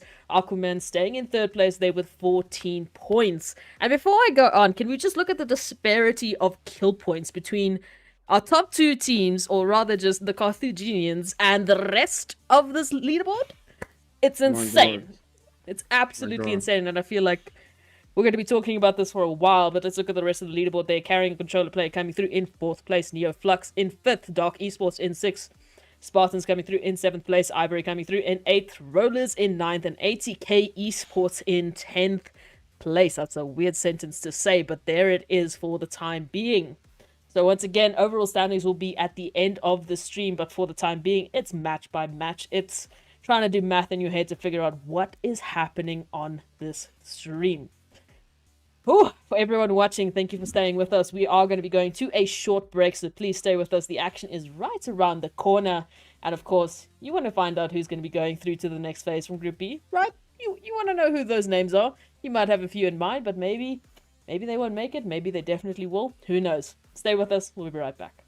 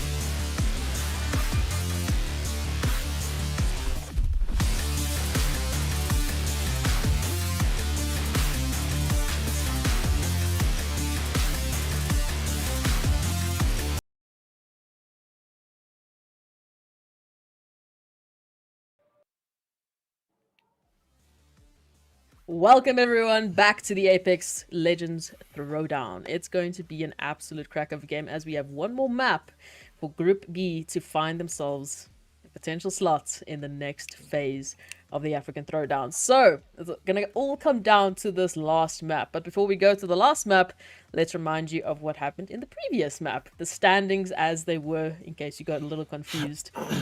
Especially with our pronunciation. It's been a rough day. It's been a rough day. But the Carthaginians coming through there in first place with 28 points. But yeah, if someone from Carthaginians can just tell us if we're saying this right or not, because we're having a little debate off stream and we're not quite sure anymore. Don't Stop Gaming in second place with 25 points. Aquaman in third place with 14, carrying a controller player in fourth place. Neoflux in fifth. Dark Esports in sixth. Spartans coming through in 7th place, Ivory coming through in 8th, Rollers in 9th place, and ATK Esports rounding up your top 10 for the third map of the day. The question is, what are those overall standings going to look like? Now, we had a bit of an interesting one. We had a lot of our top teams actually get taken out early on in the third map, which did mean that obviously we had a different top 10. It means we had a different top 5. It means we had a different set of winners, but also it means that's an interesting story for that overall leaderboard. Endo, I'm going to ask you now because I like making you make predictions that you don't. What are you thinking about some of the teams like Omnius Gaming, ATK, you know, some of the teams that we were really looking out for? Man, you think they're going to make it? It's tough, man. I think they will make it, definitely. I think they've been consistent for the most part. They've been heavy hitters, you know, especially ATK, cleaning up a lot of, you know, kills in that second map. So for them, at least, you know, you really in a 4-game series, right? It's not like a 6-game series, you know. 6 games is a lot to deal with, right? You know, we really only be getting into like that second phase, you know, of a 6-game series, whereas 4-game, it's really always just one good game get you into the top 10, right? I think a lot of pro teams can testify to that one good game will pretty much guarantee you in there. And I think we've seen a good game both from Ominous, from ATK, you know, I mean, the likes of Ominous, though, need to improve a little bit here and there. That fight at staging, man, it was interesting to see Rollers win that one out. I feel like a lot of us probably put them as our favorites to win it out. But hey, man, there's a reason why Apex Legends was like year 2 ALGS, we're including the console army, because they're yet to play and they're yet to be a threat. So I'm interested to see, you know, what more is going to come from a lot of these console players. But for now, I feel like the storyline is the Carthaginians. And do you think they're going to win this final map here, guys? Oh, yeah, that is the question. That's going to be a very interesting question that we're going to find out in this last map of the Apex Legends African Throwdown. Of course, I'm going to give it over to Fire and Tendo to take you through this map. It's going to be interesting. It's going to be interesting. You're going to watch out for your teams that you are following and that you are supporting. But the last map is underway. Guys, please take it away for the final time today. Well, it's the penultimate game for a lot of these teams to try and make their way, to bounce back, to guarantee themselves into that semi-final, man. And there's a couple of teams that are really treading on thin ice here, I feel, today. Fire, I don't know, do you have any teams that you really want to see come through with a lot of fire, a lot of passion, excuse the pun, to come into this final game? Yeah, definitely. Teams like ATK, Omni. I mean, although they might be sitting comfortably in the overall leaderboard right now, but you never know if things do change up, and some of the teams that are on that lower deck, go on and get that win in this final game. So they can't just, be complacent and just feel like we've done well in a couple of games and just sit it out through. They gotta make their play. They gotta try as much as possible to get up. Because I would love to see teams like ATK go on into that qualification and continue to show what they're all about. I feel like ATK have got the firepower to prove that they can be a dominant team. Carthaginians have been stomping the entire lobby today because of their fast gameplay and how they scout around. But ATK is another team.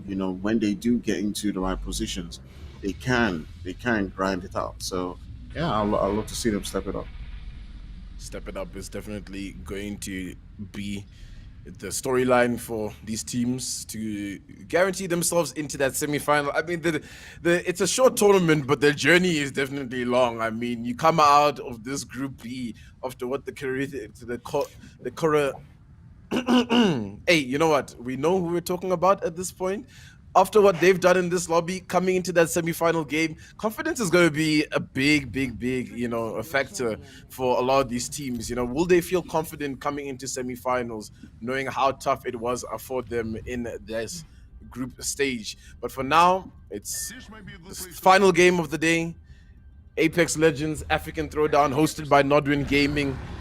Fire, the teams are dropping in. Do you think we're going to see these teams keep the same spots, or is this the game where they're like, yeah, let's change where we got to go?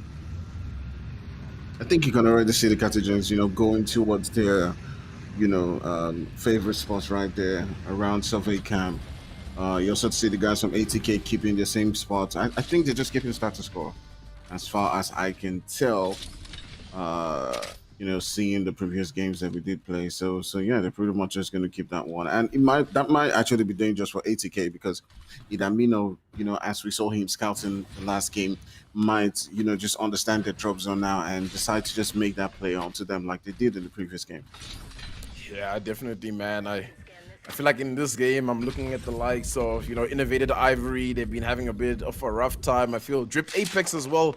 We haven't seen too much from them. I don't think they've been getting too many points on the board, and to not have one of our grand finalists from the last throwdown make it into the semifinals is going to be kind of tough. And speaking of Drip Apex, as if I've Costa cursed them, as it's Rollers who have changed their drop spot just a little bit, but they are going down to the hands of Drip Apex here. So now things are starting to heat up. It's Lucas to come in and try to take up this fight. In fact, the whole team's moving in to take up this fight, to clean this fight up, and they're doing good to get the likes of Rollers down in a tough spot here as they back off. There's two of them still up. They can still maybe work this up if they try reposition and readjust into this fight. Yeah, definitely. It doesn't look like the guys from Drip will be pushing them hard to get those kills, but Roller's just backing up from that fight, looking to, just stay in the game and, not take that one. They probably do need the points, but you can see the zone right now shifting towards that southeast region, and we may just see and have a start end to this game. Several teams like ATX might need to get into it, but CP not getting into that fight as Trackwheel. I'm just going to call it Trackwheel Fen is getting into the fight.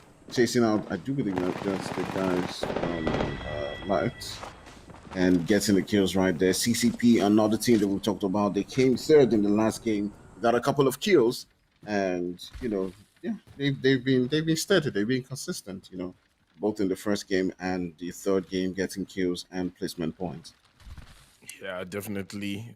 They've been pretty consistent, and consistency at the end of the day will win you those points and keep you advancing in this throwdown. And this zone is got a lot of people in it already, so I imagine a lot of teams are probably not going to look to move around too much. So we'll have probably a lot of squads in this final zone. So I think we talked about this having to be a slow game for a lot of these teams to just kind of counter the pacing that the Carthesians have really put up into this lobby. So I think that's exactly what's going to be happening. Average Jones, who is another team that hasn't really been performing. So for them, this is one of those games where it's do or die, for Average Jones. So else they're gonna have to be in the chat room watching on as the rest of the teams progress in this African Throwdown. ATK making the rotation down through the epicenter, down in to fragment. The Carthesians are going towards Skyhook, and it's Inexorable who need points, man. They need points, or else it's going to be wraps for them. They've been going out early. They've been coming out without any kill points as well. So it's kind of tough for them right now, I think, here, Fire. Yeah, definitely tough for them. There's something that we probably, didn't take note right there on the map, but it did feel like the guys from ATK were trying to pay back onto Carthagins, and they went to their location in Survey Camp, but apparently Ibad and his boys had already left that spot. So, yeah, maybe a hunt coming in from ATK, trying to see if they can take them out early on. Who knows?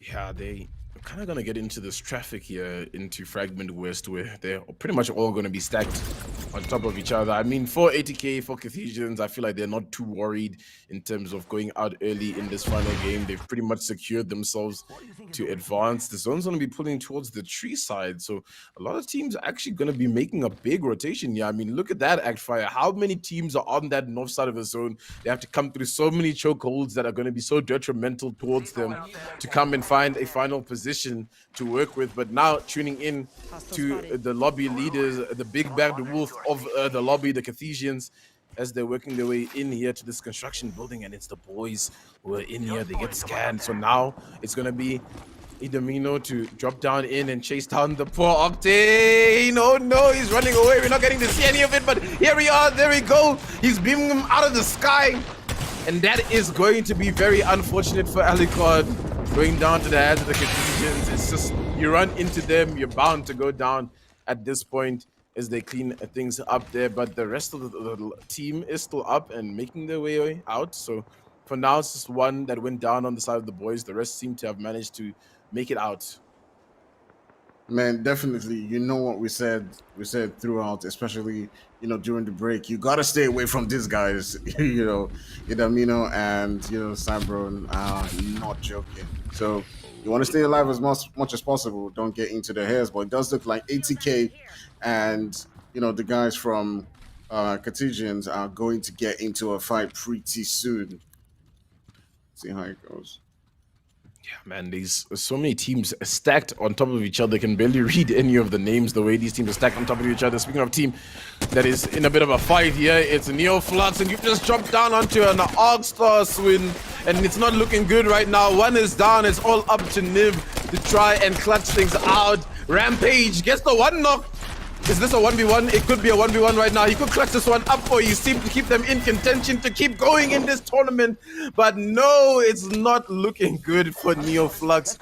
We'll go down to Drow, and Drow sitting pretty right now after getting those kill points. Only one member going down. Going to get a lot of loot as well. They're close to the zone. They're doing well for themselves to keep themselves in this conversation to move in to the semi-finals. As things stand, we have 16 squads up here in this Group B game. The final game of the night, is we'll get a quick overview of what is happening in and around the map. Yeah, take a look at that map right there, shifting all the way south, going towards Tree, and several different teams now need to make those rotations. Again, it does look like this map, you know, just favor the guys who were sitting around that southwest, and southeast region. And yeah, it's just telling all the other guys like Cartesians, like ATK, you got to make your way in to that zone, and they got to make that shift. You got to make that move again. You think that's going to favor the guys like ATK and Cartesians, or it's going to make things a whole lot difficult for them as they do try to beat through all that crowd? Yeah, luckily for ATK, they've probably snuffed out the danger. They're making a very fast rotation to get themselves into the gray zone. It's Slap now who as well need some points on the board if they want to be in this conversation for the semi-finals right now. As one of the console teams that unfortunately hasn't been hitting as hard as the Rollers, but rotations are being made in and around the map. It's Inexhonorable on the edge of the zone here. We seem to be in a tough spot at Thermal Station, and you know, the one critique I'll give Inexhonorable is they don't have really good rotation looks, and OG is flying on top of them in terms of getting this high ground to work this fight. And if this team wants any hope of making it through to the next round, they're gonna have to get out of the situation, get themselves into a good spot. Dark Esports, who found their home in Lava Siphon, are being evacuated by Slub. We're looking to cause a lot of pressure on towards them, but for now they've backed away. They'll be able to hold things off, but Slub isn't letting loose, and it's going to be set. And he's taking a lot of shots, but he's taking shots back and has to fall away to get a healer off. And Candice with the R301 in hand, trying to do a little bit of damage, but Breto gets knocked from behind, and now things are looking grim for the likes of Slub as ATK is pulling up.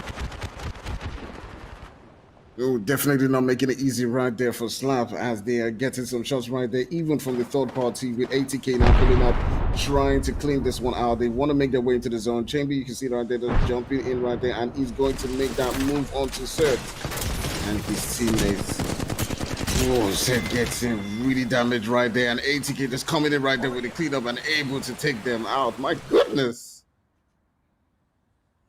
Man, unfortunate rotation there for Slab, being a little bit too aggressive. Dark Esports, you can definitely see they have got their strats down. They know exactly when to evacuate the situation, and evacuate they did. They're in a bit of a tough spot there. There's so many teams stacked on top of each other on that south side of the zone, and nobody is going towards that tree. Nobody is looking towards the end game for now. Everybody's kill focused. Cartesians, though, pretty quiet, making slow rotations, and it's kind of weird, right? Because I was talking about, everybody in the game having to slow down so that Cartesians would be the team playing really fast and then they'd be caught out. But it seems that everybody else is playing really fast. And they're now the ones, just taking it slowly, just trying to build in. I don't really understand. It's like they're actually listening to you and, listening to your points and just decided, you know what, we're just going to take it slow right here. But you can see the guys from CCP getting into a fight right here against the guys from ATK and just popping at them shot. These are two teams that actually do make the points right here. You can see ATK getting into that battle and Chambi getting into that final one versus Judo Salman is able to take him down. ATK putting in the work right here. They actually are getting aggressive. Coming in to get this third party onto ATK, and ATK is in a tough spot. I think they're gone. They're out of here. They've tried to evacuate. Krillix is down there on a slither of HP, trying to survive it for their team. For how long? He's running into another team. Has to pop the Phoenix kill. Has no option here. Needs some HP to work with. Might get shot through the door. That'll be tragic. If he is, and he is shot, and ATK is out. Unfortunate scenes as they take up that fight and clean things up so nicely. Aqua men swooping in like floodgates and just cleaning them up. That was really unfortunate for ATK. I mean, just after they had done so well against the guys from CCP, they just came in right there, and the Aqua guys just came in and just clutched them. Man, my goodness. Well, I do really feel for them, but at least this time around it wasn't Cartesian. It took them down. That's pretty unfortunate to see the likes of Spartans going down there. Drip Apex is still in this one. This zone pool is really hectic for a lot of these teams to try and manage themselves here. But for now, everything's gonna calm down. We've got 10 squads in this zone still, making things happen. The Cartesians are in a bit of a tough spot inside the zone. Yeah, Drip Apex trying to take up this fight, but no, Itamino is gonna have the upper hand. Gets one knock. It's a tough spot right now. Lucas on a slither of HP dies to the zone. Oh no, it's all up to Seth to try and clutch it up for the team. Maybe Rez is an option. Yeah, doesn't look like he has any heat shields to work with. Bod trying to pop some shots here at one of the teams, and the team looks like they're going to be inting here. Mr. Titan's coming in for Bod. Where is he going to run? I wonder if he's the last member up on the Cartesians. No, him and Domino are still dynamic, doing things up, but no, it's just Domino. Has to swoop in. L-Star in hand, has been a threat so far. Probably one of the best Wraith players in the lobby right now, and he comes in. Prowler's doing a lot of damage. Can he clutch this fight up? It'll be amazing if he can, but no, he can't. And he goes down, and the Cartesians go down, at 10th place, unfortunately for them. But hey, they're in those semifinals. They can just watch on for the rest of the game here at Fire. Man, it has been a different kind of game for them, right? I mean, they decided to play things a really slow way, in this one. And I do hear the name might be Cartaginois. So I mean, we don't really know. Correct us right there in the chart. But yeah, I mean, really interesting to see different teams now stepping it up. Two big boys, ATK, Cartaginois, have been taken out of the game. So yeah, we're gonna have a new winner this time around. Yeah, it's kind of interesting. I think today is looking like the day that OG will be able to clutch things up. Unfortunately, Sub had to roll in. It does look like Shambiz wasn't able to extend his time here with us in this Group B, 4th game in the African Throwdown, hosted by NODWIN Gaming. There's one team currently inside tree trying to hold things up, and a lot of teams on the outskirts still trying to plot some rotations, trying to get some loot and get themselves working in well. Aquaman been a big threat these last 2 games. They've really performed. They've really come out of their shell, and they're showing that they want to be involved in these semi-finals. And thus far, they've done well to pretty much put themselves in that position to walk away in. There is a drop there that could be interesting. I haven't seen any Kraber plays done so far after that clip we saw yesterday from Hayes shooting through these train cars exactly where we are. But some shots are coming through from that fence there onto Aquaman. They need to be pretty careful, as everything is slightly quiet in the zone right now. Yeah, definitely. We're waiting for the next zone to see how it's going to shape. But Aquaman have been doing the work right here in this game. They've taken out ATX, taking out some of the big boys. So it'll be curious to see how they do finish it up, as we're down to 9 players. The next zone definitely going to determine how things are. Popping in some shots onto the players right down there, and yeah, we'll see how things go. Big rotation with the jump pad that they want to make. There is a team there. I know Dark Esports, I did see their names around that area, and Dark is definitely a force to be reckoned with. No, they're actually on the back end. The Aquaman is aggressing this fight. They take down one. It's Mr. Titan, looking exactly like his name, a Titan, a force to be reckoned with, taking players down, taking names, adding points on for his team. Aquaman, they're really shaping up to be a formidable force for this final game for a couple of these teams that are looking for those extra points to try guarantee themselves inside this top 10 to advance. 8 squads, and they're all positioned, scattered around the map as it stands. No one's really in that center zone. There's a couple of teams on this high ground as well, and everything's a little bit quiet as everybody's trying to make the rotations in 40 seconds before the zone does close. So there's still a little bit of room to work with. We do see Drip Apex there. Drip's doing really good. Drip needed these points here, Act Fire, to try conjure something up so that they can qualify for the next round, and maybe, just maybe, they're doing enough. Yeah, definitely. Just like you said, maybe they're doing enough to try to get that qualifications. Just like you can see on the map, there's not a lot of teams in that center. They're just pretty much playing it cautious at this particular point in time. But they gotta move in. They gotta get into the spots, take those fights on before it gets really choked off. So yeah, I'll be curious to see how Lucas and his boys begin to play it right now. They're putting some shots onto Fluke and Drogon, and sending in some projectiles right there. To be curious to see how they do play it, keep it going, and yeah, it's not able to do a lot of damage so far, but they do look like they're making that move right now, as Ice Cream and his boys are just circulating that position right now, just trying to take on some information about their positions, and they can get into that spot right there. But 69 streamer trying as much as possible to hold it up right here, as you can see Young Dragon and his boy trying as much as possible to stay alive in this one, to hold them back. This is a big game for 69 because they haven't been able to collect too many points, just like Drip Apex. So for them, they need to stay alive for as long as possible here at Fire, or else it's going to be curtains for them. Aquaman are going to be a bit of a nuisance for these two teams. It does look like Drip Apex is going to be caught in a little bit of a sandwich. There's an ulti that's getting popped here. Gonna have to back off from this for now and stabilize. Still 7 squads in the situation, and Aquaman have just swooped in to clean up a couple more points for them, and they're doing so well right now. And Drip Apex also doing just as good. They're trying to get 69 out of this position, getting into the zone, taking a lot of shots here. Ice Cream melts them just a bit, but not enough. But everything is stabilizing right now in these fights. Man. Aquaman are another team that's really looking tough. Dark Esports trying as much as possible to fight right there, but don't stop gaming. As we saw them come in right there with the win in that former game, get to the clutch right there, and we're down to 5 teams. Don't Stop is another team that's just slowly creeping it, right? Imagine if they can get that win in this game, and they may just be seeing themselves sitting at a really top spot in the overall ranking. Yeah, big beams coming in from Nando here. And Nando's competed in a couple of scrims here and there, so you definitely know he's leading the team with a lot of experience, and you can definitely see it's to a big advantage for them right now.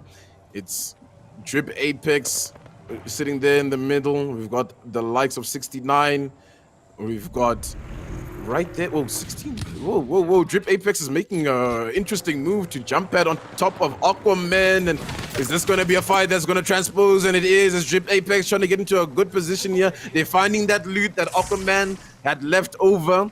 Aquaman aren't really looking to aggress. The zone is also a bit tough to work with. Don't Stop Gaming right now won't stop peeking at any angles as Nando taking some shots with the R301, absolutely melting the likes of 69. Is this enough? Is this the end for 69? It looks like it.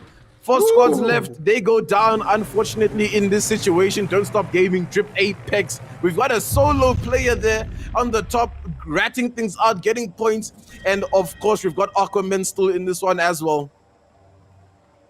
Man, we're down to our final spot, and several different teams. We got Drip, we got Aquaman, and we'll be curious to see how they do finish this one off. Bleeding out right there. Don't Stop Gaming doing what they do best, taking that high position and just spamming them shots right there, trying as much as possible to get the several different teams. And this is what they did in the previous game, getting that win at the end of the day and making that final move. Where you can see Mr. Tyson just making that jump right there. He, Nexus, and Co trying to get into a better spot, and Don't Stop Gaming just still holding the position, trying to farm out them shots right here. Who is going to take this one home? Drip Apex back against the walls. They don't have much options to work with around this cover. They're gonna have to move first against all these squads. We still have that solo. That could be a really big nuisance right now for these teams as they try to work their way in. Aquaman have a really powerful position, but this car can always be really troublesome when it comes down to it all. It's Drip, Don't Stop Gaming, all the way at the top. Drip Apex making this rotation on top of the train tracks, but I don't think they know that there's somebody up there. They do actually, they managed to take him down, so that's a really good play to get some extra kill points. They're gonna have to drop down to where Aquaman are. Don't Stop Gaming have this high ground, they can work with it. Things are slowing down as the zone starts to pull in. It's not great cover that Don't Stop Gaming have here, but they're gonna make it work. Sir goes down. Unfortunately, it's all up to Lucas now to try clutch things up for Drip Apex, but for how long can he hold on? It looks like Don't Stop Gaming is trying to get involved here. Everybody's in this fight. Aquaman holding things down here. It's like a tank that they're trying to fight and defend.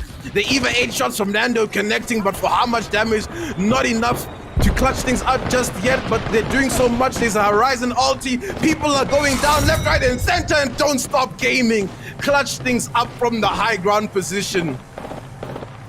Doing exactly what they did in the last game, coming in that final spot and just wiping out every single team. Man, the chaos that was going on right there, I didn't know who was going to get that win at the end of the day, but Don't Stop did it. He got their second win, and they may just be looking to be in a strong spot in that overall leaderboard. I'm not going to make the joke this time. I promise. No, do it. Okay, it's okay. I won't do it. I want to, but I won't. But DSG coming through with the W for the last map. Woo! That is such a stellar performance coming through from everyone in Group B. And now it is done. It is complete. All the chances left to find a spot in that top 10 for the next phase of the African Throwdown is done, dusted. It's over. If you didn't make it, you didn't make it, unfortunately. While we wait for all of those maths, those things to be calculated, let's chat a little bit about today's games. Obviously, Casa Genoa, as it is apparently said. Again, I don't know, someone needs to confirm, maybe from the team themselves. But if it is Casa Genoa, they really put on a performance today. Definitely one of the teams that we are looking forward to for the next phase, because at this moment in time, there's not a doubt in my mind that they're going through. But what I do want to know is who else is going to be joining them. Obviously, DSG, really good performance coming through from them as well. They were very consistent, picking up 2 games. Surely another team we should be seeing. Tenda, from your side, who else are you looking forward to? Yeah, I'm sure ATK is there. The likes of Ominous is there. You know, they performed pretty well today. I think Drip probably did enough in that final game to probably guarantee themselves a spot in that next game. So it'll be good to make sure that they continue the reign in the African Throwdown as grand finalists once before to make it all the way there. But I think a lot of the teams that we saw performing, CCP should be up there, up at the top. I think you can pretty much call it out in terms of teams that were pretty struggling throughout the majority of the day. They were pretty much just like um, the Carthage Noirs kill points for most of the time. So, yeah, I think the leaderboard, I don't think will be too much of a surprise for me. I think today it was pretty, stock and standard. Yesterday's games, though, it was tough to call. I'll be honest, but today, definitely, I feel like, we know exactly who's pulling through. Well, in the meantime, let's take a look at the MVP for the last map of day 2 of the African Throwdown. Who's it going to be? And it looks like Nando Broseph once again makes an appearance there for DSG with 7 kills and 2,477 damage dealt, done, and dusted. Absolutely coming through in clutch there for Don't Stop Gaming. And wow, I mean, 2 wins for them? That is crucial. I think that is absolutely crucial. Fire, what do you think about that? Yeah, definitely. They do look like a team that does know how to clean things up when it comes to that final circle. They do know how to get into the right spots and exactly when to third party and pounce on teams who are fighting. Like they just came in and were and just like in that final circle just took out those final 2 teams. So yeah, it's well deserved from me. Absolutely well deserved. And when standings are being calculated as we speak, we'll take a look at the match standings first soon or shortly. But Tendo, some highlight moments for today. What would they be?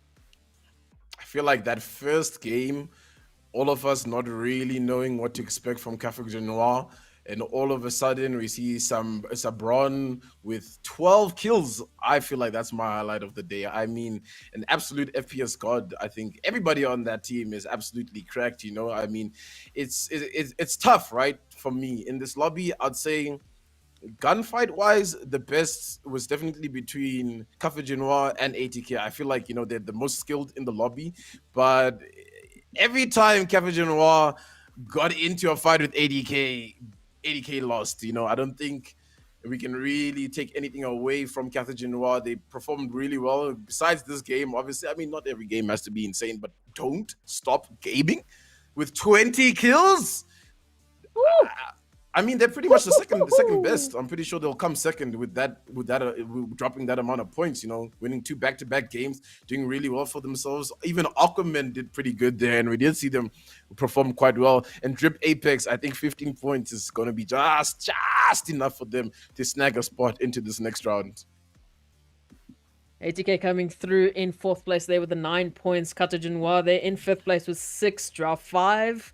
Picking up points in 6th place. Rollers in 7th, carrying a controller player in 8th place. The 69 streamer team with 9th place and 4 points. And Dark Esports just jumping in there in 10th place with 3 points. That means very close there with the average Joes, who also have 3 points. Actually, they literally have the duplicate score. So wow, just looking at it now. Spartans, Omnis Gaming coming through to 13th place, Inexorable Gaming in 14th, Slap Chippies in 15th, Suffer's United in 16th place, Neoflux in 17th, the Boys That A in 18th place, Ivory in 19th, and Light Alpha Squad actually in 20th place, unfortunately. So for a lot of these teams, you can see it really wasn't a lucky game. It was a tough game. And for some of the teams, the entirety of today was quite a tough series.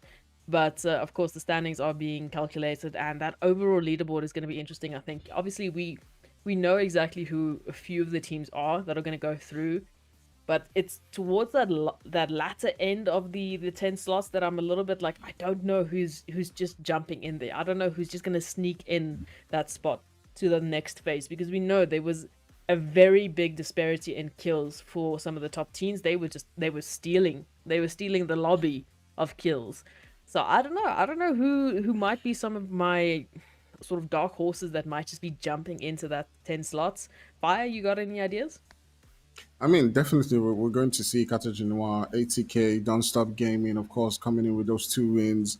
A couple of guys we may see is, Aqua, Aside from them, I'm still not sure. Maybe I don't know. I don't know. I'll just have to wait to see. Yeah. But yeah, definitely.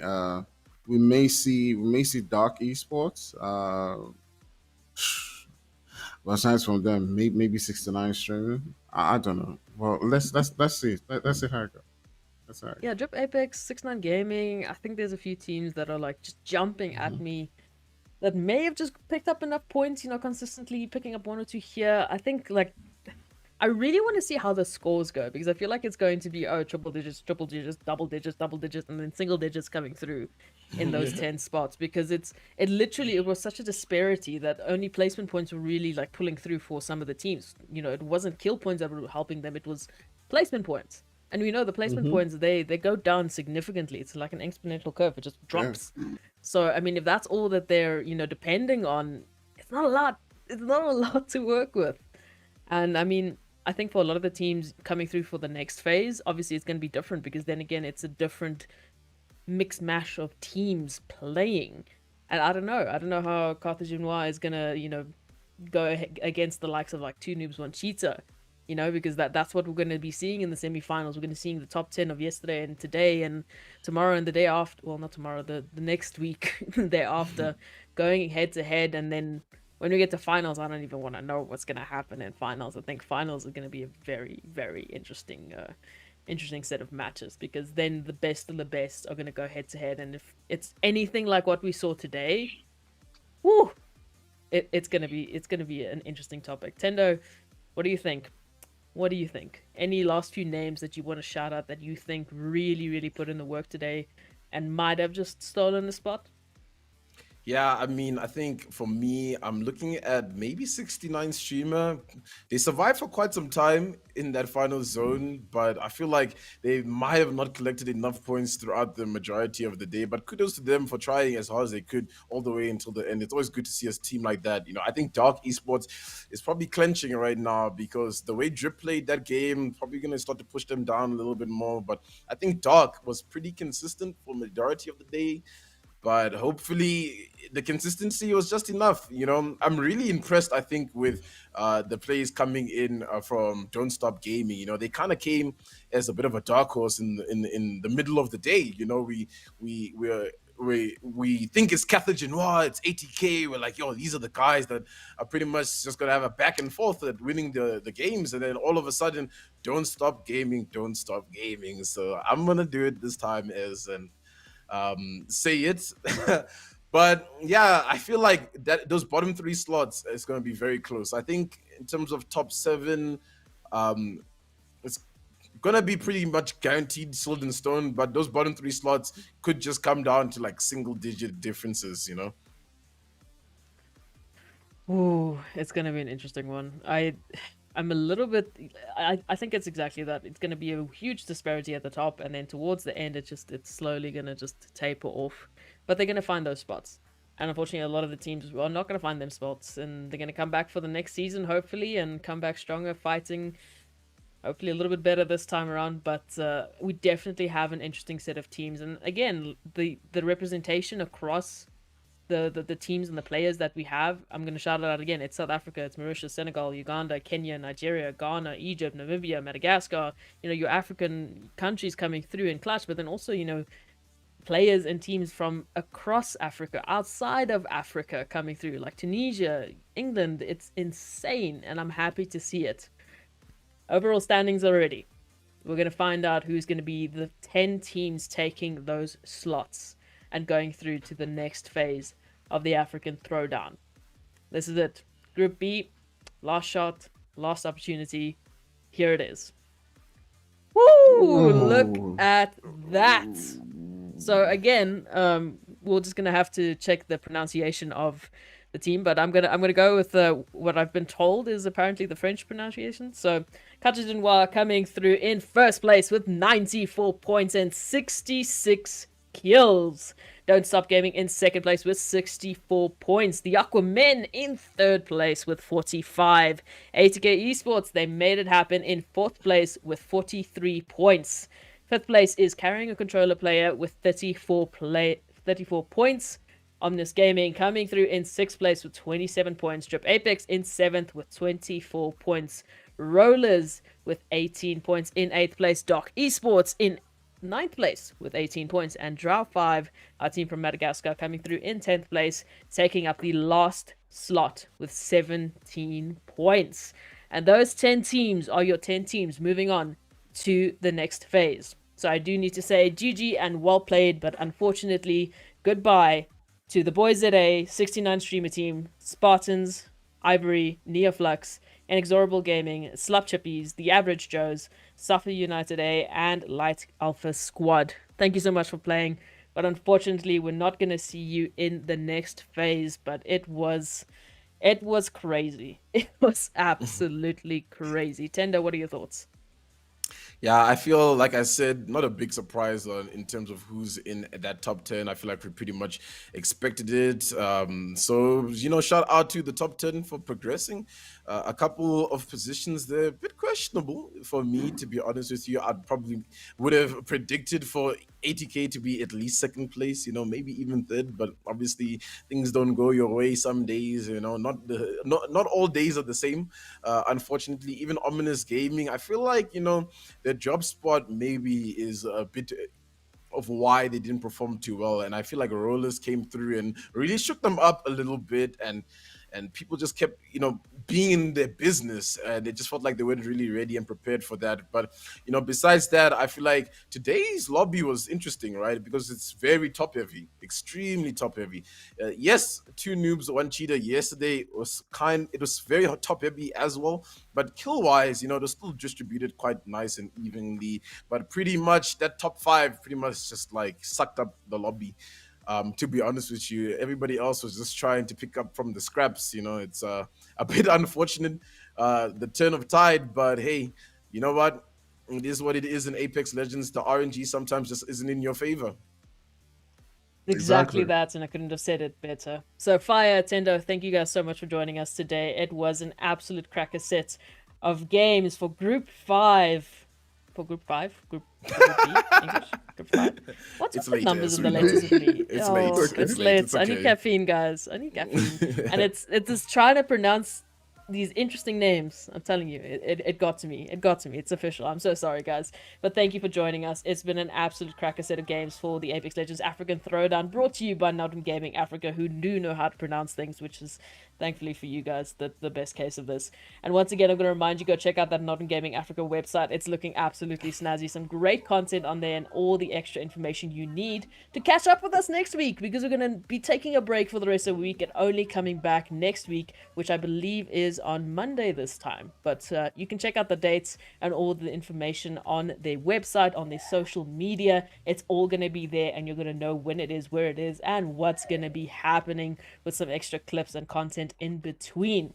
For the time being, though, I'm going to say goodbye and good night for the final time today. Group B, Group A have officially been seeded into the next phase, and now we still have to find out what's going to happen with Group C and Group D. Who's going to go through? Who's not? That's the question. Thank you so much for joining us. Thank you for watching. We'll see you guys next time.